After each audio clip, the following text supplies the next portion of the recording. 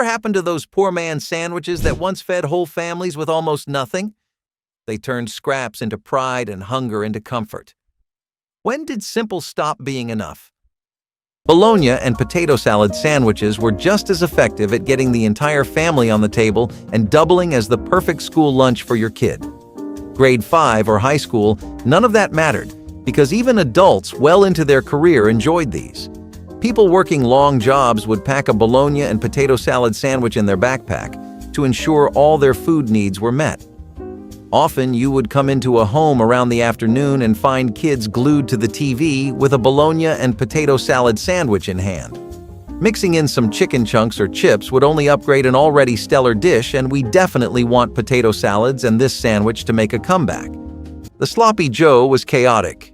Ground beef simmered in a sweet and tangy tomato sauce, scooped onto a hamburger bun. It was never neat, it was never photogenic, but it was honest. Dads made it with a pound of ground beef and whatever was left in the pantry. Ketchup, tomato paste, onions, Worcestershire sauce. Sometimes it was just canned sauce from the store.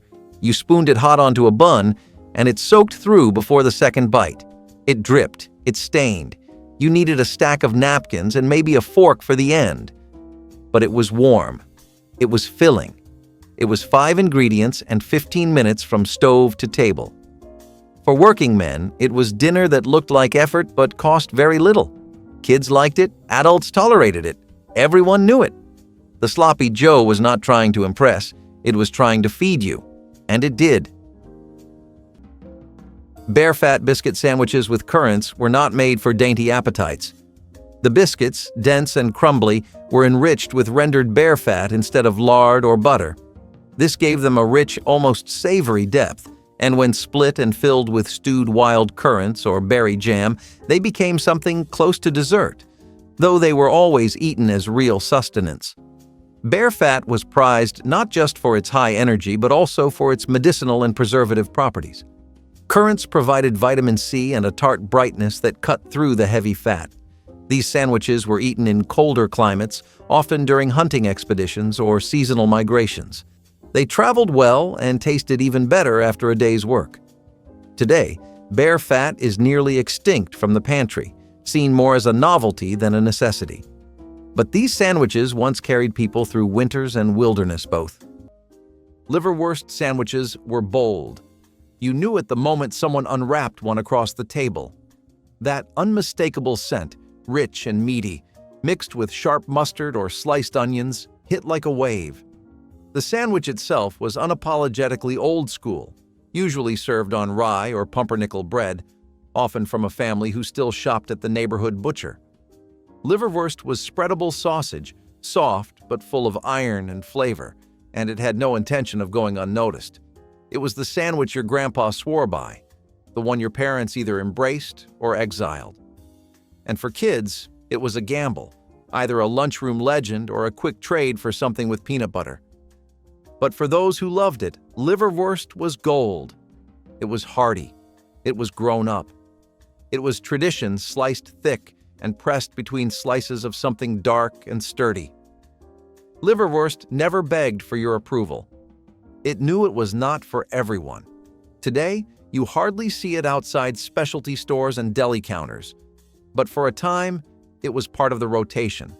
Loved by few, remembered by all. The egg salad sandwich is creamy, comforting, and unmistakably retro. Made from chopped hard-boiled eggs mixed with mayonnaise, mustard, maybe a dash of paprika or chopped celery, it's been a lunchtime standby for decades. Spread thickly onto white or wheat bread, it's soft enough to squish between your fingers but rich enough to feel like a meal.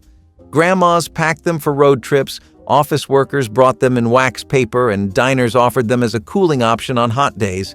It wasn't fancy, but it was familiar, a quiet kind of indulgence. Every family had their own version, some chunkier, some smoother, some with green olives or scallions, others strictly plain. There's something nostalgic about the way it smells when you unwrap it, and the way the bread sticks just a little to the roof of your mouth. The egg salad sandwich never tried to compete with cold cuts. It just showed up, creamy and loyal, ready to carry you through till dinner. Ham salad was the sandwich that crept into your life without warning and just stayed. It was never flashy, never demanding, but it had a way of showing up when you needed it most. Diced ham, usually the leftovers from Sunday dinner, got chopped fine and tossed with mayonnaise, sweet pickle relish, and maybe a squirt of yellow mustard or a spoonful of Miracle Whip if you were feeling wild. It was smooth, creamy, with just enough tang to make you wonder why you did not eat it more often. Spread it thick on soft white bread. Throw on a lettuce leaf if you're trying to be classy, and you had a sandwich that felt like summer picnics and small-town potlucks. It tasted like home. Like old Tupperware containers pulled from the fridge and packed into a picnic basket with a bag of chips and a slice of pie wrapped in foil. No one ever called it their favorite, but no one turned it down either. That is the magic of ham salad. It stayed in the background, steady and familiar. But not every sandwich played it safe. Some brought the heat, and maybe a little spice from south of the border. The lettuce sandwich was what you got when there was nothing else, and yet it became something more. Just 2 slices of bread and a few crisp leaves in between, maybe with a swipe of butter or a dusting of salt if someone was feeling generous. It was minimalist, it was plain, but in a strange way, it was also pure. In the early 20th century, when meat was a luxury and refrigeration was not guaranteed, the lettuce sandwich became a reliable go-to. It was light, refreshing, almost delicate in a time when food was anything but. Packed into school lunches, it was easy to make, hard to mess up, and always surprising in how much it satisfied. Kids might groan, but they still ate it, and maybe even liked it. Over time, it faded into punchlines and parody, replaced by protein-heavy, sauce-drenched monsters that took 3 napkins to conquer. But the lettuce sandwich was never trying to impress.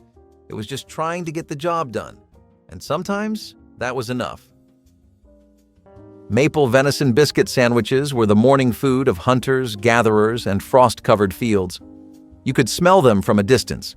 Grain-heavy biscuits cracked open, with strips of venison glazed in maple syrup tucked inside like a gift.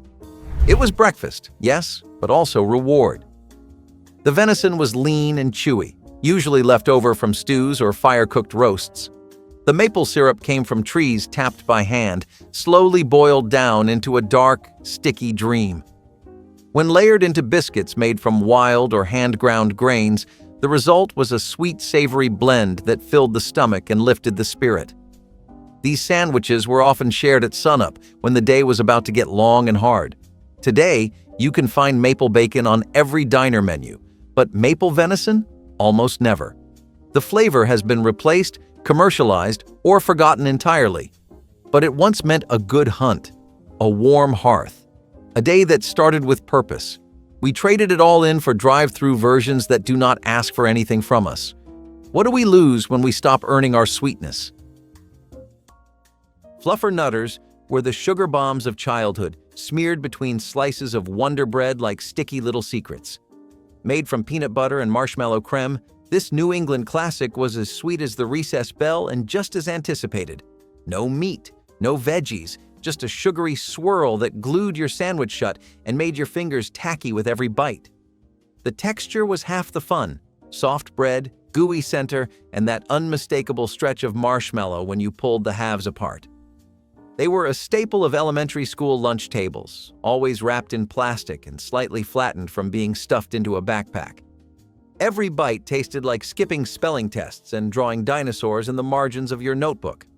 The Fluffernutter was not subtle, it was not sophisticated, but it made you feel like you were getting away with something. Over time, it disappeared from school menus and fell out of fashion, replaced by yogurts and wraps and grown-up meals for tiny hands. Wild plum and smoked turkey and early native pitas. It sounds like something out of a high-end cookbook, but it was a winter staple for many northeastern tribes. The turkey, smoked over slow embers with bark and pine, kept for weeks. The wild plums, boiled down into a thick, tart chutney, added both preservation and punch. The pita wasn't quite what we imagine today. It was a thin cornbread round, flexible enough to fold but sturdy enough to hold meat and fruit. Each bite was smoky, tangy, and just sweet enough to feel nourishing. In the lean winter months, this sandwich wasn't just practical, it was brilliant. High in protein, balanced in flavor, and compact for travel. Hunters carried them, mothers packed them, and elders handed down the recipe orally. Now it's barely remembered outside food anthropology circles, but it deserves a place among history's great handheld meals. Somehow, ancient practicality always had a way of tasting good. Peanut butter and marshmallow sandwiches were sticky, chewy, and completely chaotic in the best way. Unlike the Fluffernutter, which used smooth marshmallow creme, this version went old school, layering whole marshmallows right onto the peanut butter. The result was messier, thicker, and somehow more exciting. As you bit down, the marshmallows gave a stretch, and the peanut butter clung to everything: your teeth, the roof of your mouth, your fingers. It was the kind of sandwich that slowed you down, made you chew carefully, and left sweet residue in the corners of your smile. Some kids toasted it, watching the marshmallows melt into gooey bliss. Others just packed it cold and let the sandwich warm up on its own in their backpack by noon. Either way, it was dessert disguised as lunch, and it was glorious.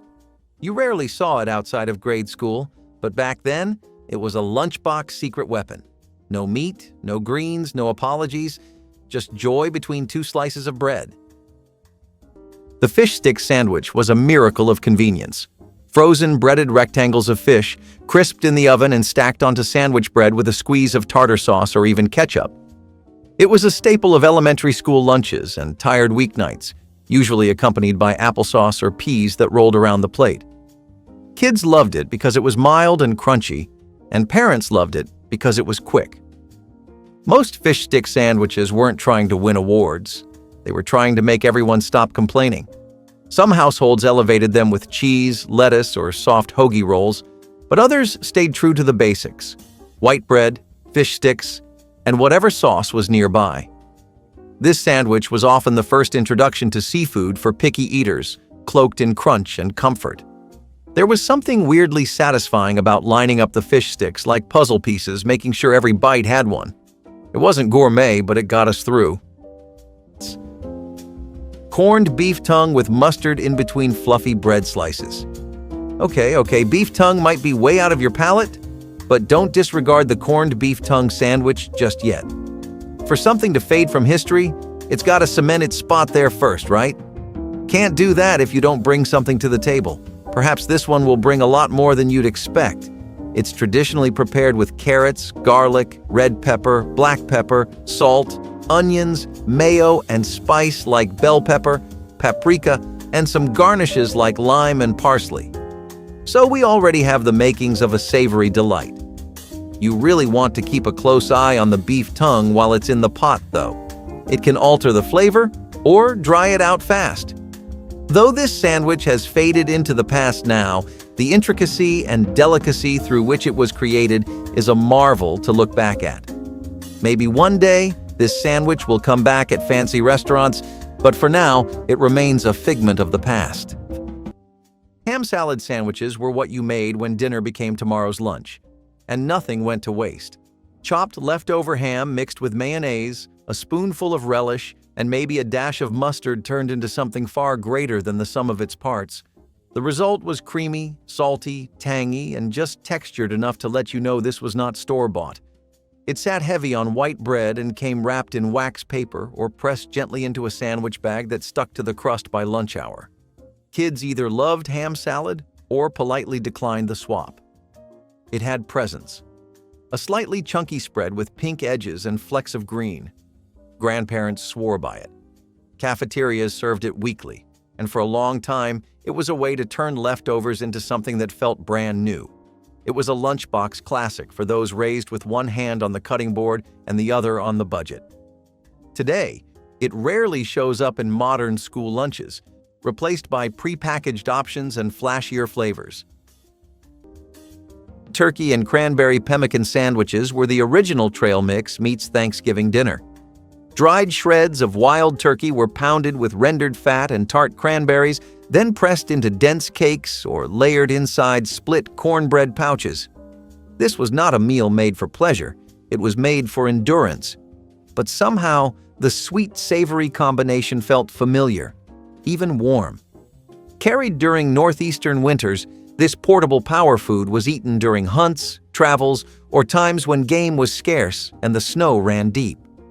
Sometimes additional nuts or seeds were mixed in, and when cornbread was on hand, it became a sandwich, dense, chewy, and surprisingly rich.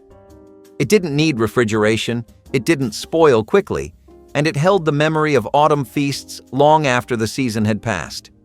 Today, pemmican is known mostly among survivalists and historians, but this specific turkey and cranberry version was once common in the colder woodland regions. It's strange to think a meal this ancient tastes so much like the holidays, but maybe that's the point. It held on to warmth when everything else had frozen. Egg salad sandwiches were messy, mushy, and magical in the way only school lunch legends can be. Made from chopped hard-boiled eggs, mayonnaise, and a touch of mustard or seasoning, egg salad was the sandwich that smelled strong and stuck with you, literally and figuratively. It was packed between slices of soft bread and often left a faint imprint on the bag it came in. And yet, it was beloved. There was something comforting about it, something that felt homemade and humble. It was a meal you could trust. Some versions had bits of celery or onion, others kept it basic.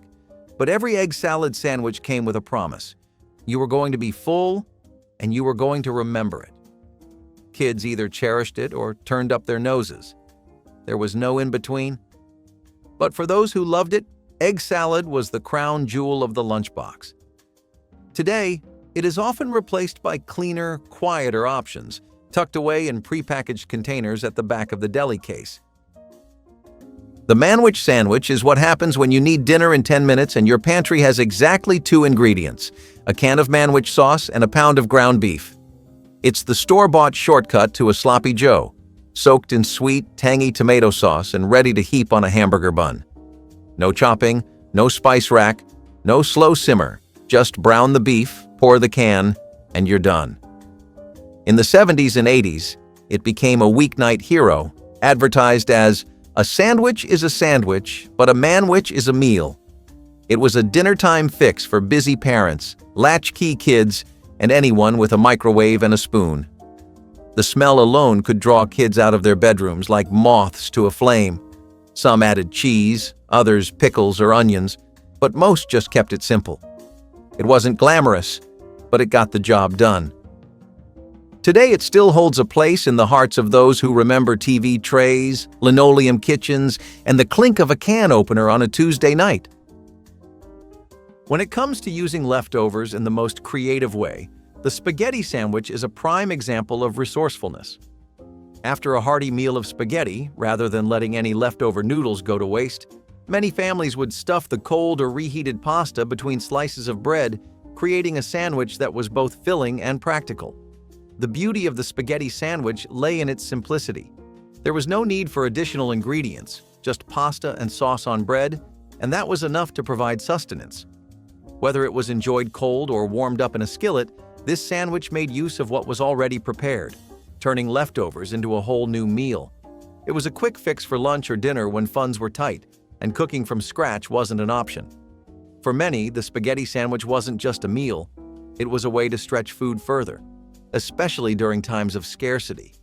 The bread helped soak up the sauce, while the pasta provided a comforting, hearty filling. It wasn't a sandwich you'd see at a fancy restaurant, but it served its purpose well, turning a simple leftover dish into a satisfying, portable meal. It's the kind of meal that may sound odd to some, but to those who lived through hard times, it was a tasty and practical solution. When you needed to fill up and didn't have time or money for anything else, the spaghetti sandwich got the job done. And if you think spaghetti on bread is a simple fix, wait until you see what's next. The Kmart submarine sandwich was not just food. It was part of the shopping trip. You would head into Kmart for socks, a screwdriver, maybe a birthday card, and at the back of the store, the cafeteria called to you. That big white roll, sliced open and loaded with ham, salami, bologna, and slices of American cheese. Lettuce, banana peppers, maybe a swipe of mustard or a dollop of mayonnaise, wrapped in wax paper and handed over the counter by a teenager in a paper hat. It was not gourmet. It was not healthy, but it was satisfying. It had heft. You sat at a red table with molded plastic chairs and bit in. It was salty and soft and just a little greasy. The flavors bled into the bread by the last bite. You drank a fountain soda and wiped your hands with a brown paper napkin. It felt like a reward for getting the errands done. It felt like a pause in a world that never stopped moving. The Kmart sub was not trying to be memorable, but it became a memory anyway. Juniper smoked trout with corn husk wraps was a mountain meal you could smell before you could see. The trout, cleaned and lightly brined, was smoked over green juniper wood until its skin crinkled and the flesh turned a warm, golden hue. Then it was laid inside softened corn husks, sometimes with a few foraged greens or slivers of root vegetables. The husks were tied like little packages and either steamed or left as is, depending on the region. Eaten hot, they melted in your mouth. Eaten cold, they still tasted like the fire. The juniper gave it an aromatic, almost piney undertone, and the whole thing could be carried without refrigeration for days. This wasn't a sandwich in the modern sense, but it had all the makings of one: protein, starch, portability, and tradition. But this humble parcel once fed travelers, traders, and shepherds on high cliffs and quiet lakes. The McDLT was a burger with a gimmick that actually worked. McDonald's served it in a special two-sided foam container. One half had the hot patty and bottom bun. The other half had lettuce, tomato, cheese, pickles, and the top bun. The point was to keep the hot side hot and the cool side cool. You had to assemble it yourself. It felt fancy. It felt fun. You would peel back that lid like you were opening something futuristic. A burger with a strategy. The lettuce was still crisp. The tomato was not wilted. The burger was steaming. Then you folded it together and took a bite. It was fast food pretending to be thoughtful. It only lasted a few years in the 1980s before disappearing, partly because the packaging was not great for the environment. But for a while, dads on their lunch breaks or families in the station wagon would crack open that container and feel like they were part of the future, not just a burger, an experience in two halves coming together in one bite. So here's the part where it gets controversial. Whether a hot dog qualifies as a sandwich is still debated. But for the sake of this video, let's consider it one. I mean, technically, it fits the definition of a sandwich, meat between bread, but many people see it as its own category. Hot dogs have been a staple of American cuisine since the late 19th century and became popular with ballparks, cookouts, and summer fairs. Now, the modern hot dog has its origins in German sausages like the Frankfurter or Wiener, but Graham gave it her own twist and made it according to our likings. The best part? If you don't like mustard, she skipped out on it. Yeah, the classic hot dog is topped with mustard, ketchup, and relish, but it could be customized. In Chicago, hot dogs were famously topped with a combination of mustard, onions, pickles, tomatoes, sport peppers, and celery salt, never ketchup. Fire-roasted corn and lard biscuits filled with salt pork were built for cold mornings and colder travel. These dense, flat biscuits were nothing like the fluffy ones we know today. They were grilled directly on a hot stone or cast iron plate, usually laced with rendered lard to make them heavy, crumbly, and high-calorie. The filling was salt pork, thick, briny, and greasy in the best possible way. When cooked low and slow, the pork turned tender and spreadable. You'd slice the biscuit open, slap in a hunk of pork, maybe add a smear of bean mash or wild herbs, and you had a sandwich built to fuel hours of labor. Nomadic hunters packed them along migration paths. Trappers kept them in their satchels near the river. Salt preserved the pork, and fat preserved energy. The biscuit acted like an edible canteen, keeping everything safe and dry inside. This sandwich was pure necessity, but also pure grit.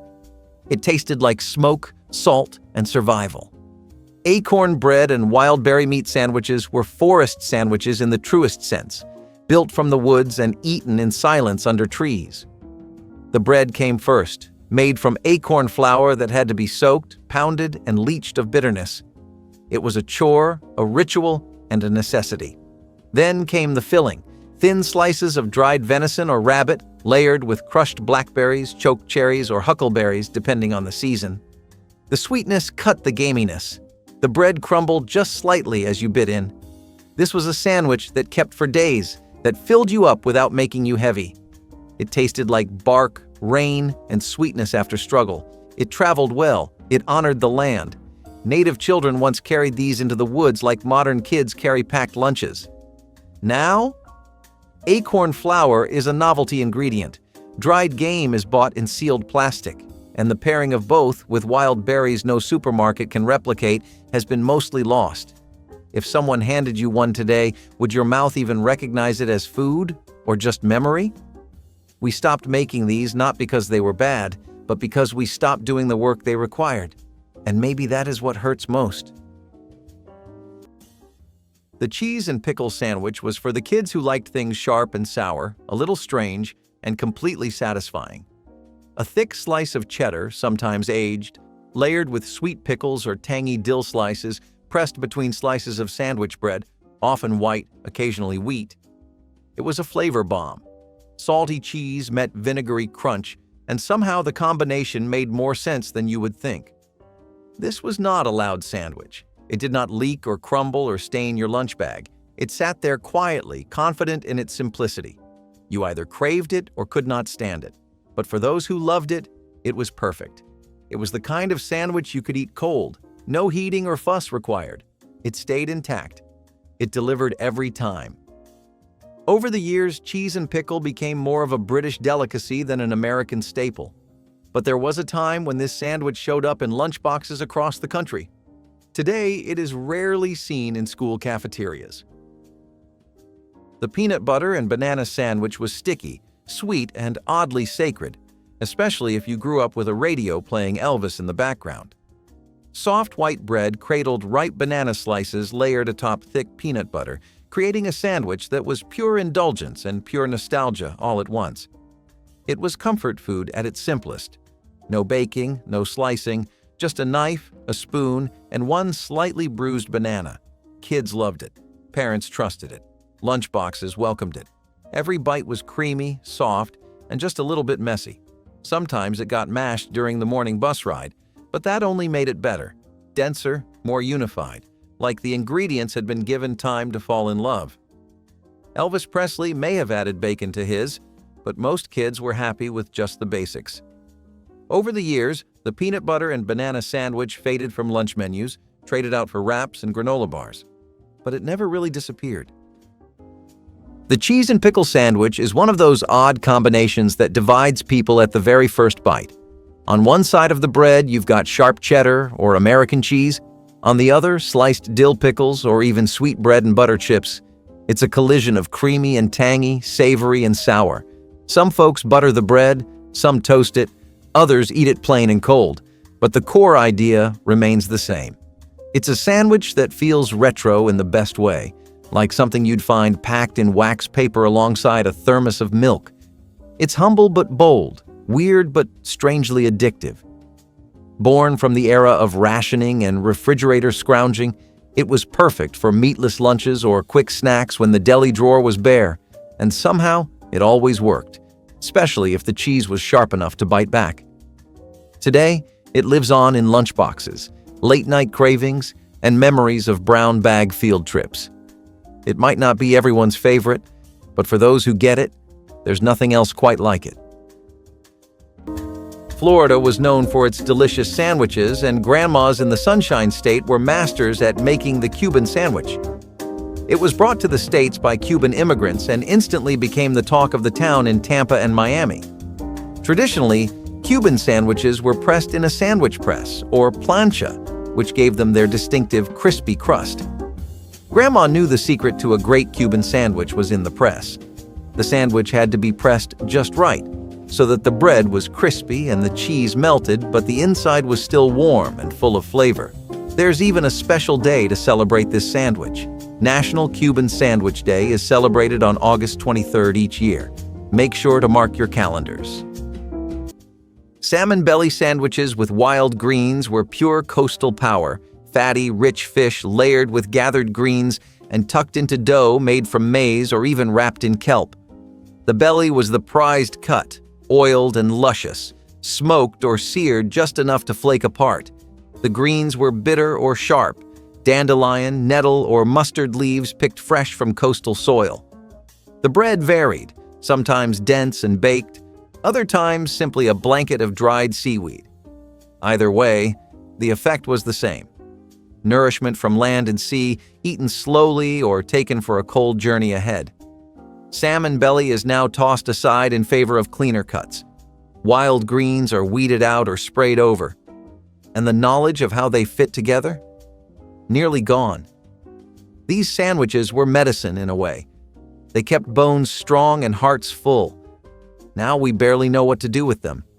What happens when we forget how to eat the best parts? Hazelnut and wild onion spread sandwiches were the definition of less is more. Made by grinding roasted hazelnuts into a creamy paste and folding in finely chopped wild onions, the mixture was then spread onto thin, grainy flatbreads. Sometimes the flatbread was made from acorn or chestnut flour. Other times it was just coarse ground maize. The result was earthy, pungent, and filling. This was a forager's lunch, light to carry, dense with nutrients, and quick to prepare. You could eat it cold or warm it slightly over stones. Some versions were spiced with foraged herbs or ramp bulbs. Today, hazelnut paste is something you find in chocolates and spreads, but in the old days, it was protein fuel from the forest floor. The onions? Pulled straight from the soil, not shipped in from a warehouse. You knew the Red Devil logo before you ever tasted it. That Underwood deviled ham can have a certain energy to it, bold, strange, and just a little too happy for what was inside. Still, one taste and you got it. Deviled ham salad was the low-key hero of school lunches and late-night sandwiches. It was creamy, salty, a little tangy, and just weird enough to make you wonder how it became so popular. Mix that canned meat paste with mayonnaise and relish, maybe a dash of mustard if you were daring, and you had a spread that knew how to work a slice of white bread. It was chilled, it was comforting, and it stuck to the roof of your mouth like a secret you could not wait to tell. This was the kind of sandwich you did not brag about, but secretly loved. And it was there for you, on road trips, in brown bags, and even at midnight when you could not sleep. It never looked fancy, but it never needed to. Deviled ham was a flavor bomb dressed up like a cold cut. But if you wanted something a little fresher, a little more deli style, then nothing hit quite like a stack of corned beef with a side of slaw and just enough spice to make you pay attention. Elvis did not invent the grilled peanut butter and banana sandwich, but he sure made it famous. This was a sandwich with soul. It started simple. 2 slices of soft white bread, a thick slather of peanut butter, and banana slices lined up like records on a shelf. Then, just when you thought it was done, someone threw it on a griddle with butter until it crisped and caramelized into something magical. The peanut butter melted, the banana got warm and gooey, and the outside toasted to golden brown perfection. It was sweet, salty, sticky, and just a little over the top, like every good memory from a Saturday morning. Whether you were 5 or 50, this sandwich hit all the right notes. Some people added honey, others tossed in bacon, and a few adventurous souls even threw in some cinnamon. But the classic version stood tall, proud, and a little indulgent. It was the kind of sandwich your aunt made when she wanted to spoil you without breaking the bank. It filled you up, slowed you down, and made you feel like life was okay, if only for a moment. But if you thought Elvis had taste, wait until you see what happens when Spam and pineapple get tossed into the same sandwich and actually make sense. Sometimes the oddest combinations end up being the most memorable, and the pickle and peanut butter sandwich is one of those strange pairings that gained a cult following. The combination of creamy peanut butter and crunchy pickles might seem bizarre at first, but it worked. Whether you preferred dill pickles or sweet ones, they added a crunch and tang that complemented the rich, nutty flavor of the peanut butter. It was a sandwich that took a little getting used to, but once you did, it became oddly addictive. The saltiness of the peanut butter paired perfectly with the sharpness of the pickles, making it a surprising yet satisfying snack or meal. It's the kind of sandwich that's hard to forget once you've tried it, and while it may not have been for everyone, it certainly had its fans. But if you think this combo is wild, things are about to get even more unusual with the next sandwich that's all about adding a little tangy bite. Fried bologna sandwiches were the working-class answer to gourmet, cheap, greasy, and absolutely perfect. A slice of bologna slapped into a hot skillet until it curled at the edges, sometimes scored in the center to keep it flat, then dropped onto bread and finished with mustard, cheese, or whatever was around. It sizzled, it popped, it smelled like something you were not supposed to enjoy this much. And kids loved it. The edges got crisp, the center stayed soft. It was the kind of sandwich that left a grease spot on the bag and a smile on your face. Fried bologna was not subtle, but it was reliable. It was warm and familiar. It made lunch feel like breakfast and dinner all at once. Parents made them quickly, often with one hand on the stove and the other helping with homework. It was the sandwich of multitaskers, of big families and thin budgets. And yet it tasted rich. It felt like a treat. Today you barely see them unless you go looking. But for those who grew up on it, fried bologna was not just food. It was a full sensory memory wrapped in white bread.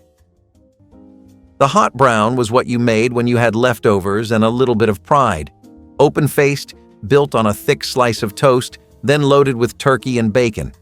But what made it special was the Mornay sauce, a rich, cheesy bechamel poured over the top and broiled until it bubbled and browned. It came out of Louisville, Kentucky from the Brown Hotel, but it made its way to family tables when there was turkey to use up and dads wanted something more than a cold sandwich. It was warm. It was indulgent. And it felt like dinner, even if it was built from scraps. Some versions added tomato slices, some skipped the broiler. But the essence stayed: meat, cheese, bread, and heat. Working men who came home hungry could make one in 10 minutes. It was not pretty. It did not stack well. But it hit the spot and filled the plate. Sometimes that was all you asked of a meal. Sometimes simplicity is key, and the relish and cheese sandwich is the epitome of that principle. A slice of American cheese paired with a dollop of sweet pickle relish was all it took to create this unexpected but surprisingly delicious sandwich. The relish added a little sweetness and tang, while the cheese gave it a creamy, melty texture. It wasn't about fancy ingredients, just bread, cheese, and relish. The sweet and salty combination made it a great quick snack when funds were tight and you needed something to fill you up without breaking the bank.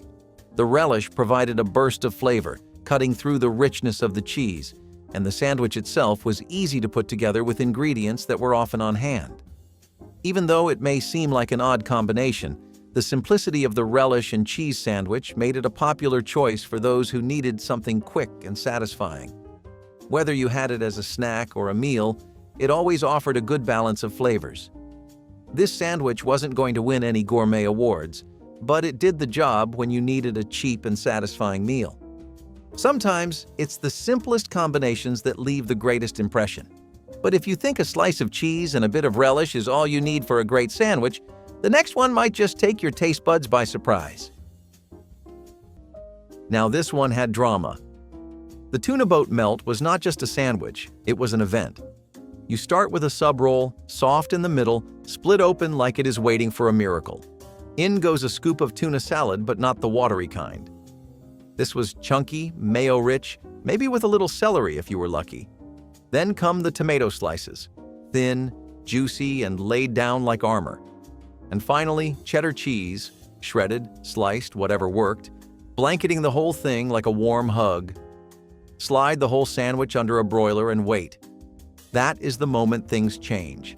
The edges of the bread crisp up, the cheese bubbles and browns, and the tomato softens just enough to soak into the tuna.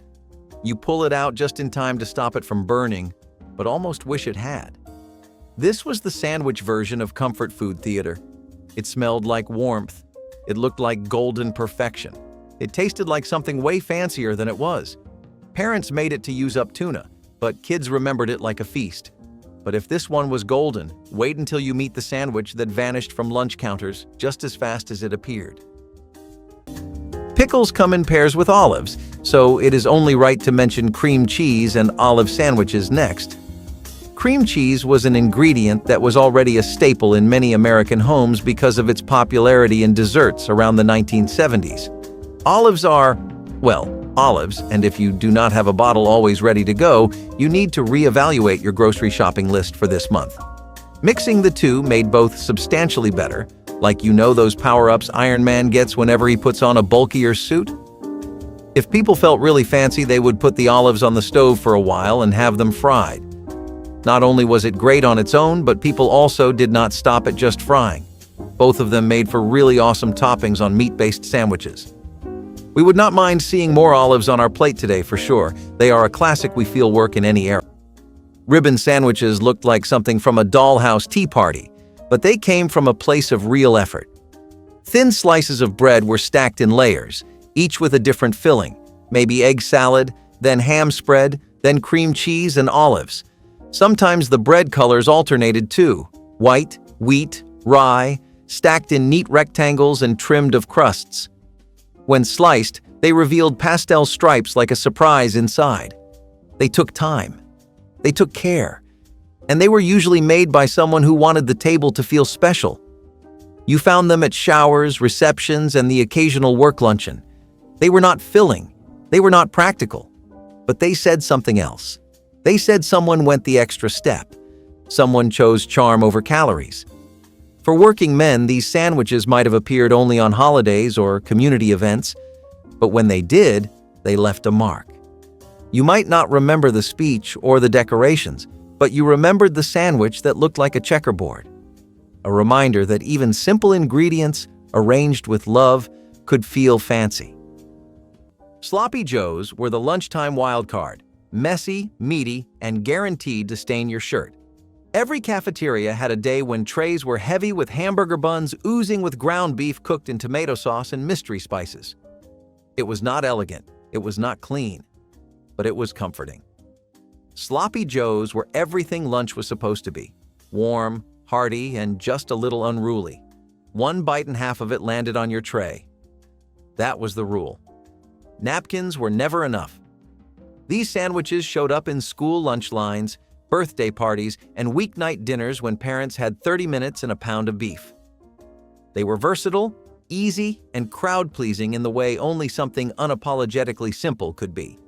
The sauce was sweet and tangy, the meat hearty, the buns soft and doomed from the first bite. You could smell Sloppy Joe day before you saw it on your plate. Over the years, they lost their place to healthier, neater options, but no one ever forgot them. Cheese and apple sandwiches were the bite you never knew you needed: sweet, sharp, and surprisingly grown up for something packed in a kid's lunchbox. Thin slices of crisp apple, usually red or golden, laid against salty cheddar cheese and pressed between soft bread, created a mix of flavor that hit every corner of the tongue. The crunch of the apple, the tang of the cheese, it all worked. There was something about that pairing, fruit and dairy, sweet and savory, that felt more like a farmer's market find than a cafeteria mainstay. But for many kids, especially those with creative parents or fond memories of fall, it was a staple. Sometimes it showed up on wheat bread, sometimes toasted.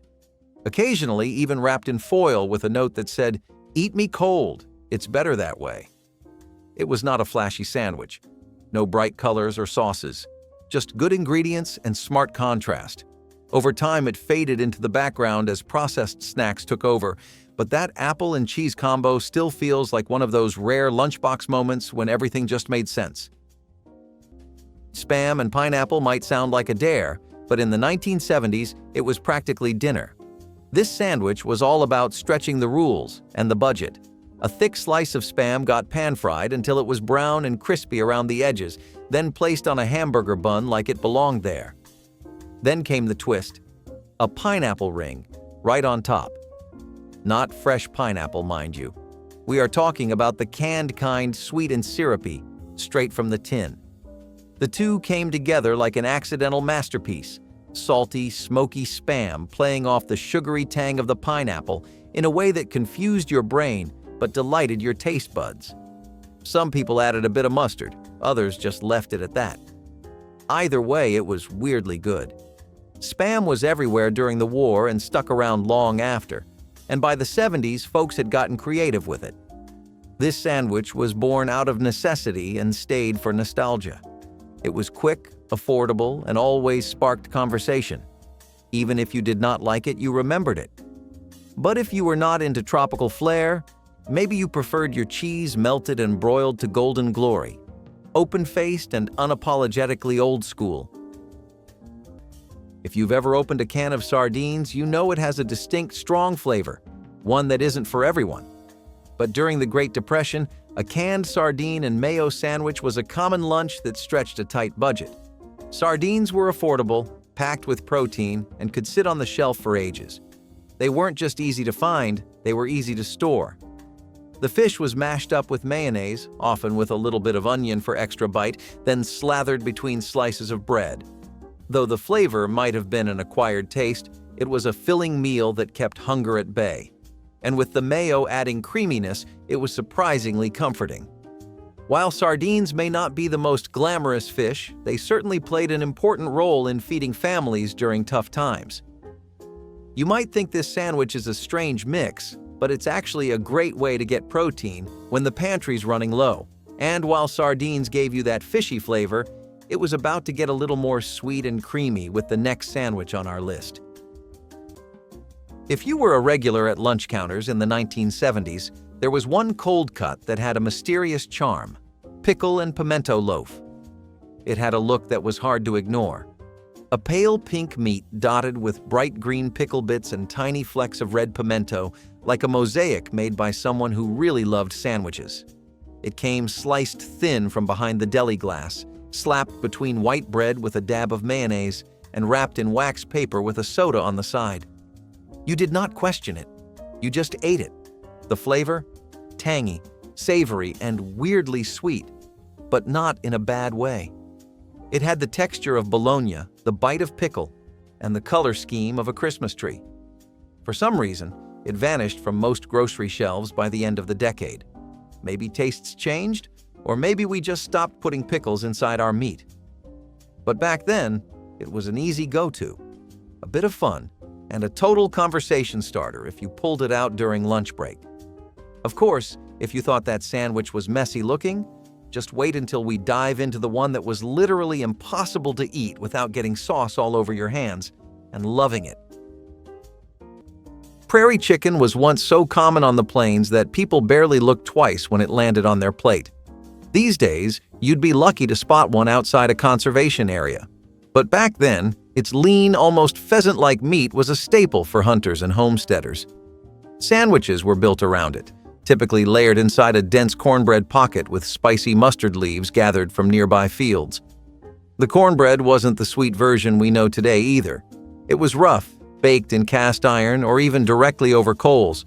The mustard leaves added bite and helped cut through the meat's earthiness. Sometimes wild onions or a dab of rendered fat made their way into the mix. It was a sandwich built from necessity but remembered with pride. A true frontier meal that's all but vanished in modern kitchens, except maybe in memory. Chicken salad sandwiches were the quiet heroes of the lunchroom, the kind of sandwich that looked unassuming but delivered comfort in every bite. They started with leftover chicken, chopped fine or shredded, then folded into mayonnaise with bits of celery, sometimes a hint of onion, maybe a touch of mustard or dill. It all depended on who made it. Every family had their version. Some were creamy, some were chunky, some were elegant enough for tea parties and school lunch alike. Slapped between slices of white wheat or a buttered roll, chicken salad was never flashy, but it never disappointed. It felt like home, like Sundays turned into Mondays. It was cold, clean, and quietly satisfying. Kids who got a chicken salad sandwich in their lunchbox were either praised or pitied, depending on who you asked, but they always remembered it. Today, chicken salad has migrated to cafe menus and plastic deli containers, far from its humble homemade origins. The mashed potato sandwich is one of those unassuming comfort foods that became a staple for many families during hard times. When there wasn't much in the pantry, leftover mashed potatoes provided a quick and filling solution. The sandwich itself was simple, just a hearty serving of mashed potatoes spread between two slices of bread. While it might sound basic, the potatoes brought both substance and satisfaction, especially when other food options were limited. The mashed potatoes could be enhanced with black pepper or a drizzle of gravy if you were lucky enough to have it, adding a little extra flavor to what was essentially a very simple dish. The real beauty of the mashed potato sandwich was its versatility. If you had no other ingredients, it could still make a fulfilling meal. It was also a great way to use up leftovers from a previous meal, turning a side dish into the main course. This sandwich wasn't about gourmet flavors or complex ingredients. It was about being resourceful and making the most out of what you had. For many, it was an affordable, easy way to stretch meals further, especially when money was tight. The mashed potato sandwich might not have been the most glamorous option, but it was a meal that served its purpose well. And while it might seem simple, the next sandwich on our list takes leftovers and transforms them into a surprisingly hearty option. Sardine and mustard sandwiches are as basic as they sound and much better than you might initially give them credit for. Be realistic and think about a post-Depression era America where a lot of neighborhoods and homes were still reeling from the effects. Dollars could buy a bit more and went back to their usual strength, but everything was a bit touch and go for a while, and dishes like sardine and mustard sandwiches were the cure. Even more attractive than the taste was the price of this beauty, because for about $1.50 you had yourself a solid meal.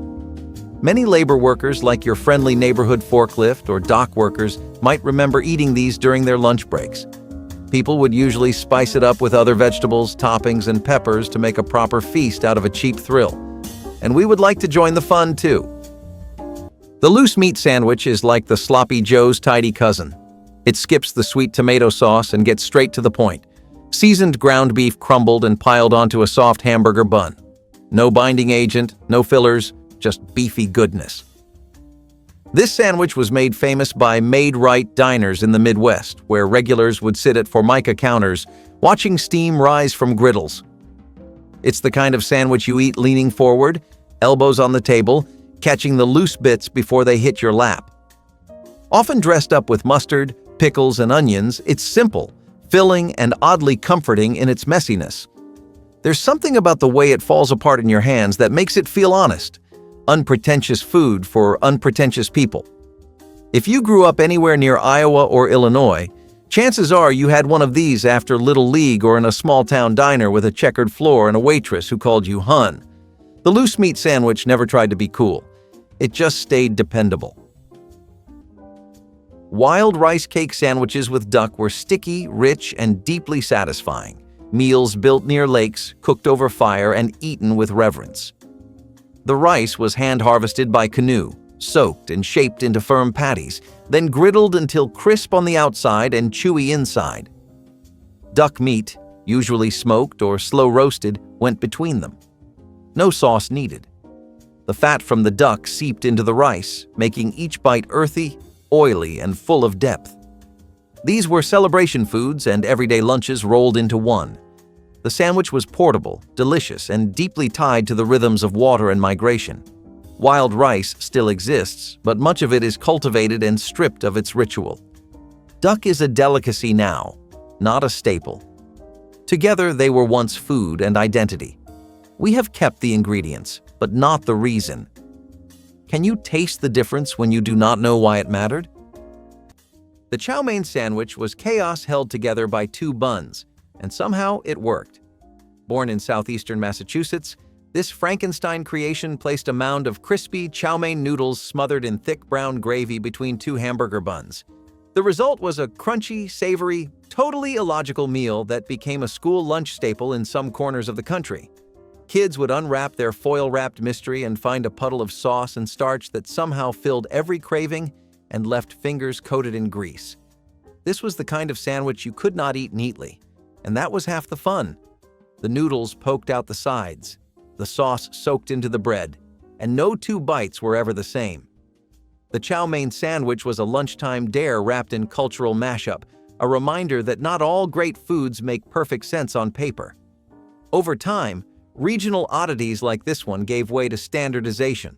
One bite, and you were somewhere between comfort food and total confusion, and somehow that felt exactly right.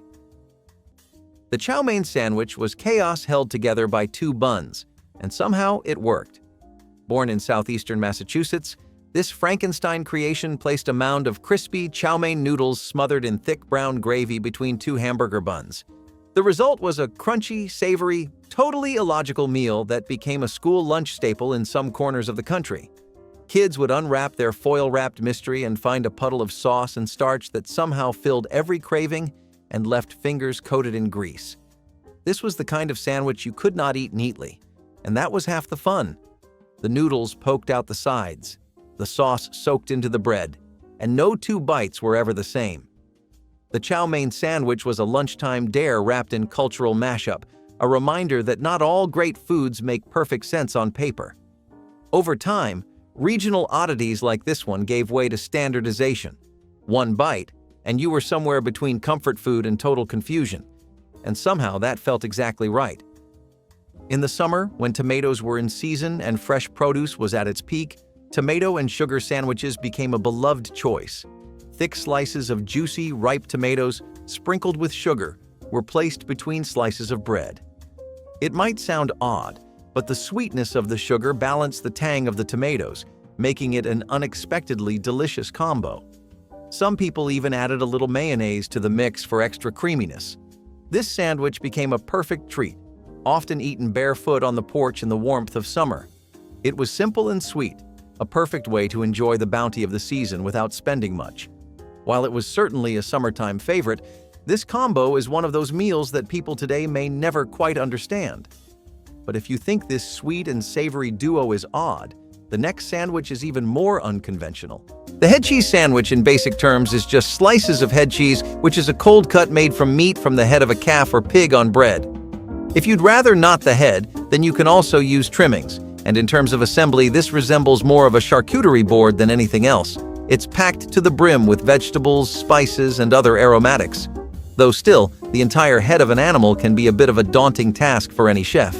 Once you've got your bread toasted and your spread spreaded, add your spices and vegetables and the hog's head cheese and assemble accordingly. If you actually manage to pull it off, this is definitely a vintage worth getting your hands dirtier than usual. Liverwurst might not be everyone's cup of tea, but for those who loved it, there was nothing quite like a liverwurst sandwich. So, liverwurst, or liver sausage, has German roots and is a staple in many European countries. The name liverwurst comes from the German words Leber, which means liver, and Wurst, which means sausage. This one was also made with rye bread and was a common street food in the streets of New York.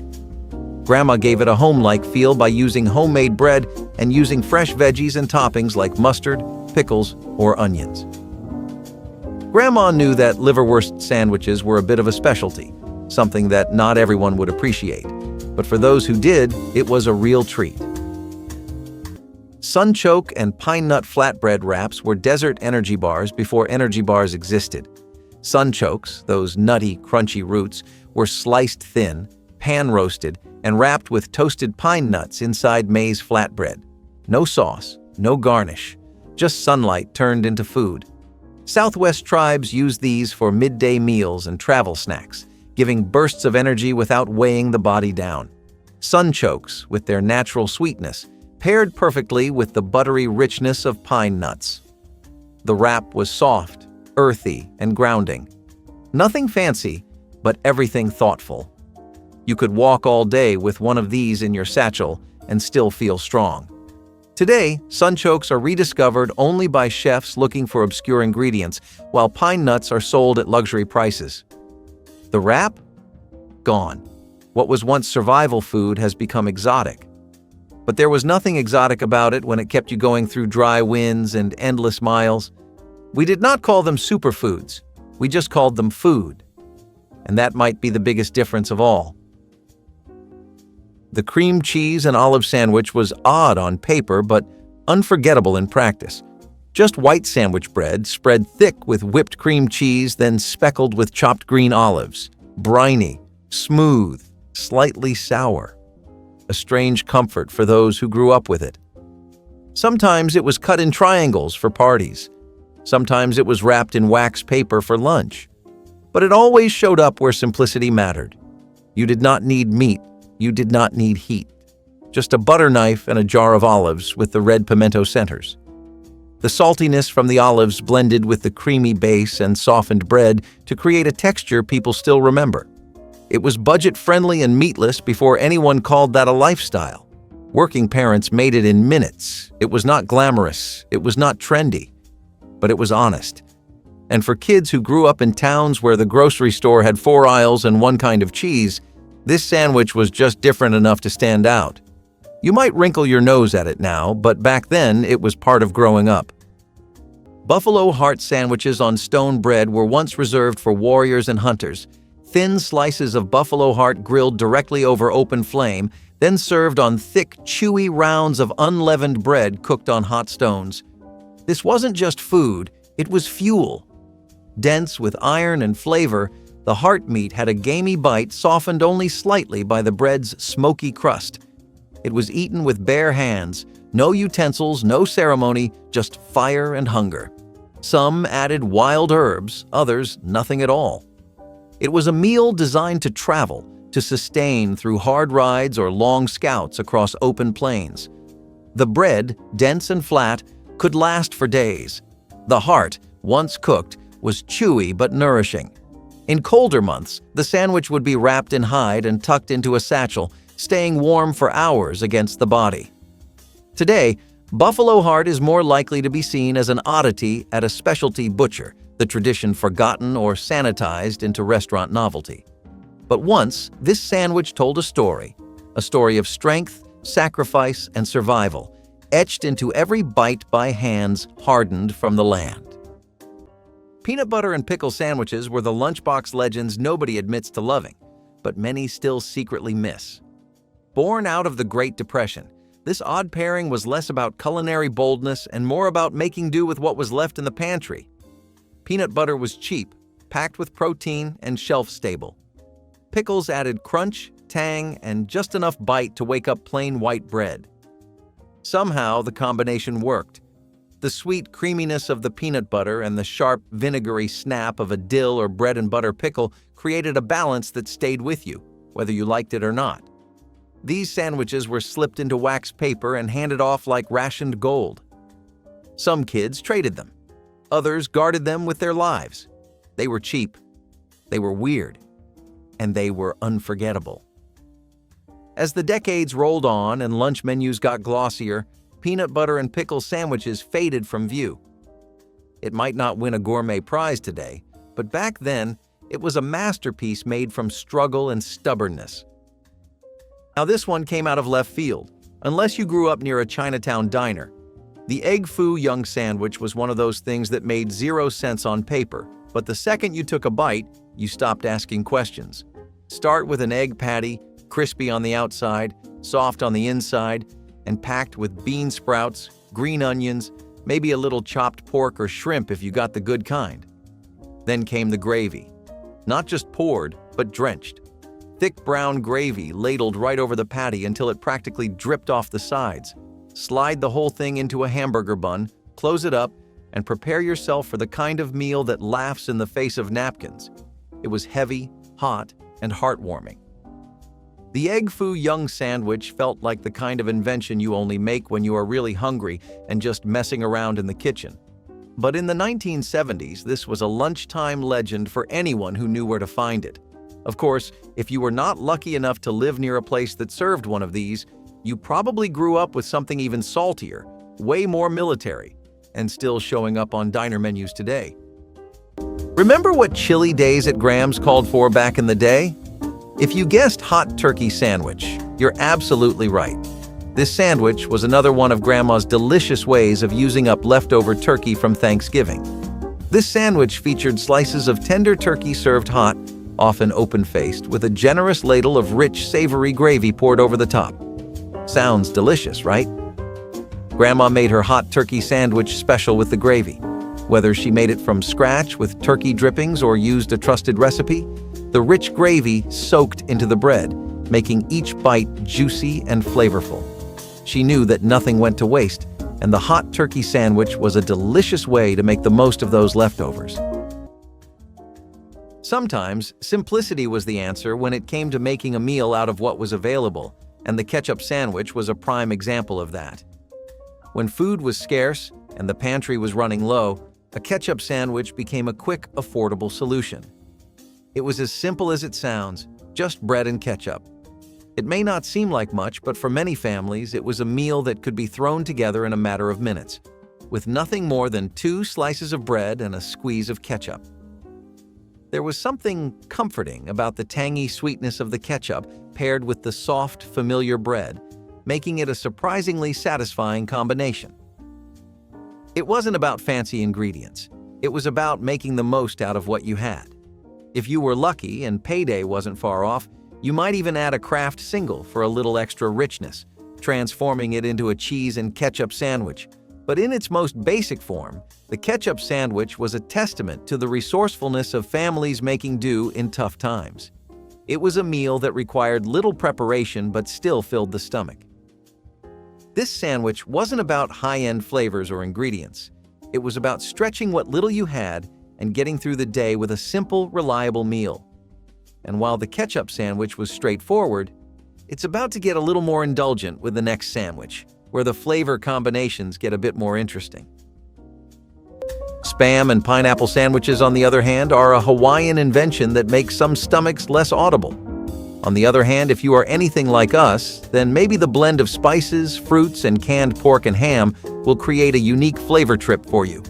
Spam and pineapple sandwiches in the state of Hawaii would usually be accompanied with things like mango slices or mango chutney, peppers, chili pastes, and fresh coleslaw. All of this really elevated the dish and gave it a strong identity to pull from when it was making impressions on people for the first time in the 70s, and most were good ones. While pineapples are eternally hated in America, this is one mix of different foods that a lot of citizens could get in line for, and that is why we are sad to see this one gone. There is something dangerously comforting about mixing bacon grease with anything sweet, and that is exactly what bacon and apple butter on white bread was. You take crisp, salty bacon, still warm from the skillet, and press it into a slice of soft white bread that has been generously smeared with apple butter. That is it. No lettuce, no cheese, no rules. The combination was 100% homemade magic. It tasted like fall mornings, cast iron skillets, and someone's grandma telling you not to eat too fast. Apple butter gave it this rich, spiced flavor that clung to your mouth just long enough for the bacon to come crashing through. It was smoky. It was sweet. It was not trying to impress anyone. The real win here was in how it reused leftovers. If breakfast was done, and you had a few stray strips of bacon and a jar of apple butter on hand, this sandwich practically made itself. The kind of thing you whipped up while the coffee was still brewing. Maybe it never made it to a diner menu, but it made it to enough hearts to matter. And speaking of sandwiches that mattered, let us talk about the skyscraper of cold cuts that ruled every diner plate with a toothpick flag on top. Three Sisters pocket flatbreads were the closest thing to soul food that the soil itself ever gave. Inside a warm flatbread pocket went a mash of squash, beans, and corn, the Three Sisters of traditional native agriculture. They were not just ingredients. They were family. Grown together, harvested together, and eaten together. The flatbread was made from maize flour or leftover mash from the harvest, cooked hot and fast on stone or clay. The inside could be creamy or chunky depending on the cook, and was often flavored with wild garlic or chili. Children would eat them running. Elders would eat them slowly. They were warm, golden, and grounding. But they are almost entirely gone now, replaced by mass-produced breads and flavorless substitutions. You can still find the Three Sisters on school posters or in museums, but not folded into a meal you can hold in your hand. We broke apart what was always meant to stay together, and in doing so, we lost not just nutrition, but balance. Who decided we did not need to eat this way anymore? And what else have we unlearned because of it? Juniper berry roasted squirrel isn't a punchline. It was survival food that somehow managed to taste like it belonged at a campfire banquet. When meat was scarce, squirrels were plentiful, especially in wooded regions where they practically fell into the stew pot. Roasting them with crushed juniper berries gave the gamey meat a bright, piney lift. Once tender, the meat was shredded and packed into flatbread, usually made from whatever grain or seed flour was on hand: acorn, corn, or even cattail. The sandwich was small but rich, chewy but satisfying. Hunters ate it on the trail. Families shared them during autumn gatherings, and kids likely learned early not to waste even the tail. Juniper helped with digestion too, making it medicinal as much as flavorful. Today, most folks would turn up their noses at squirrel meat, but back then, it was simply another part of the land's offering. One bite of that peppery, slightly wild sandwich, and you'd understand. It was rough country cuisine with a surprising touch of finesse. Cucumber sandwiches were delicate little reminders that even the school lunch table had room for refinement.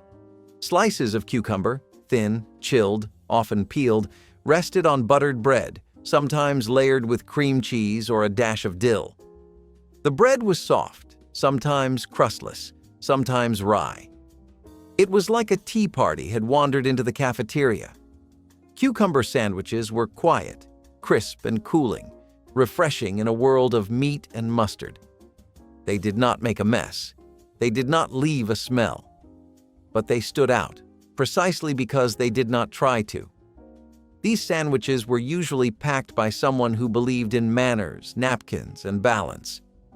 They were for the kid with the neat lunchbox, the thermos that never leaked, and the sandwiches that never squished. But they were not boring. Today, they are mostly seen at brunches or fancy luncheons.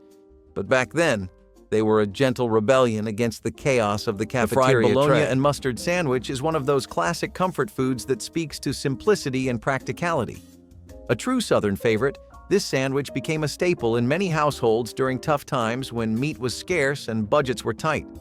Bologna, a processed meat that was inexpensive and easy to find, was fried until it curled up, creating crispy, golden edges that added texture and flavor to the sandwich. The bologna's richness was perfectly complemented by a generous smear of mustard, which added a tangy zing that cut through the greasy richness of the fried meat. It wasn't a sophisticated meal, but it was satisfying, hearty, and filled you up without costing much. The best part was how easy it was to prepare. A quick fry on the stove and a spread of mustard, and you had yourself a meal in no time. The bologna was affordable and could be bought in bulk, making it a practical choice for families trying to stretch their food dollar. While it may not have been gourmet, the fried bologna and mustard sandwich provided a familiar, comforting taste that many still remember fondly today. It wasn't about fancy ingredients or elaborate cooking methods. It was about making something hearty and satisfying with what was available. And while this classic combo hits the spot, the next sandwich on our list takes another humble ingredient and turns it into something surprisingly delicious. Tomato sandwiches were summer captured between slices of white bread, simple and sublime. Nothing more than fresh, juicy tomato slices, a generous smear of mayonnaise, and a sprinkle of salt and pepper. That was it. But somehow, it was everything. The bread soaked up the juice until it was just on the edge of falling apart. The mayo added richness. The salt made the tomato sing. And when you bit into it, it felt like sunshine. These sandwiches were often packed right after a backyard harvest or a trip to the local farmer's stand. They were the definition of seasonal eating. No heating, no meat, just freshness layered onto something soft and humble. Kids either loved the tomato sandwich or hated it. There was no in between. But for those who did love it, nothing else would do. The sandwich tasted like summer break, like porch swings and cicadas, like sitting in class and counting down the days until school let out. Tomato sandwiches came and went with the season, and when they left, you missed them. You remembered how something so simple could somehow be so full. When it comes to sandwiches, only a few were as satisfying as the roast beef sandwich. So, many sandwiches were originally created as a clever way to repurpose leftovers, and this one was no exception. Roast beef sandwiches often started with leftovers from Sunday dinner. The Sunday roast was a time-honored tradition, and any extra beef was used to make delicious sandwiches for lunch the next day. In 1900, the dish was described by the Washington Post as unattractive and as a tired ark in a gravy flood. However, it gained popularity in the coming years when Grandma decided to take matters into her own hands, and by 1931, some critics even went as far as to describe it as a true taste of South Dakota. The bread for Grandma's roast beef sandwich was often homemade, and boy did she know how to dress it up. Whether it was a dollop of horseradish sauce, a spread of mustard, or a smear of mayonnaise, Graham knew exactly what it needed, and if we got lucky, she even snuck in a slice of cheese.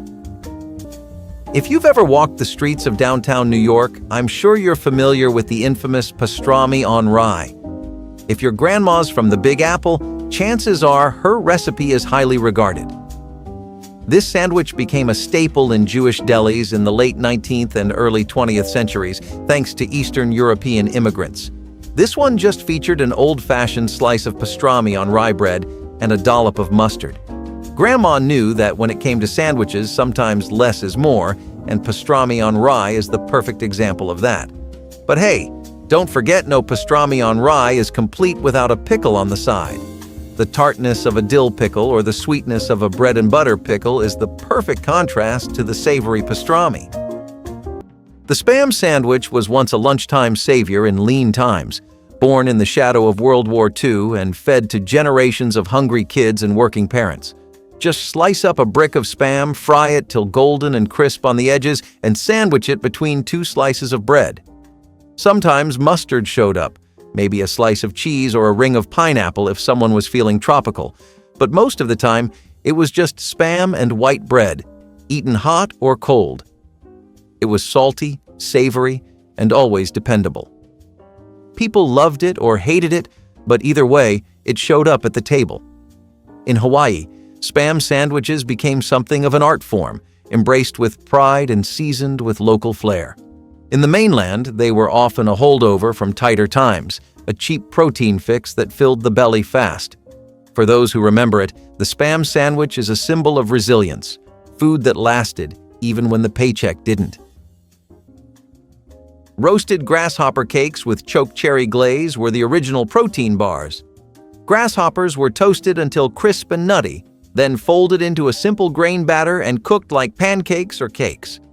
Once cooled, they were glazed with boiled-down choke cherry syrup, dark, tart, and sticky.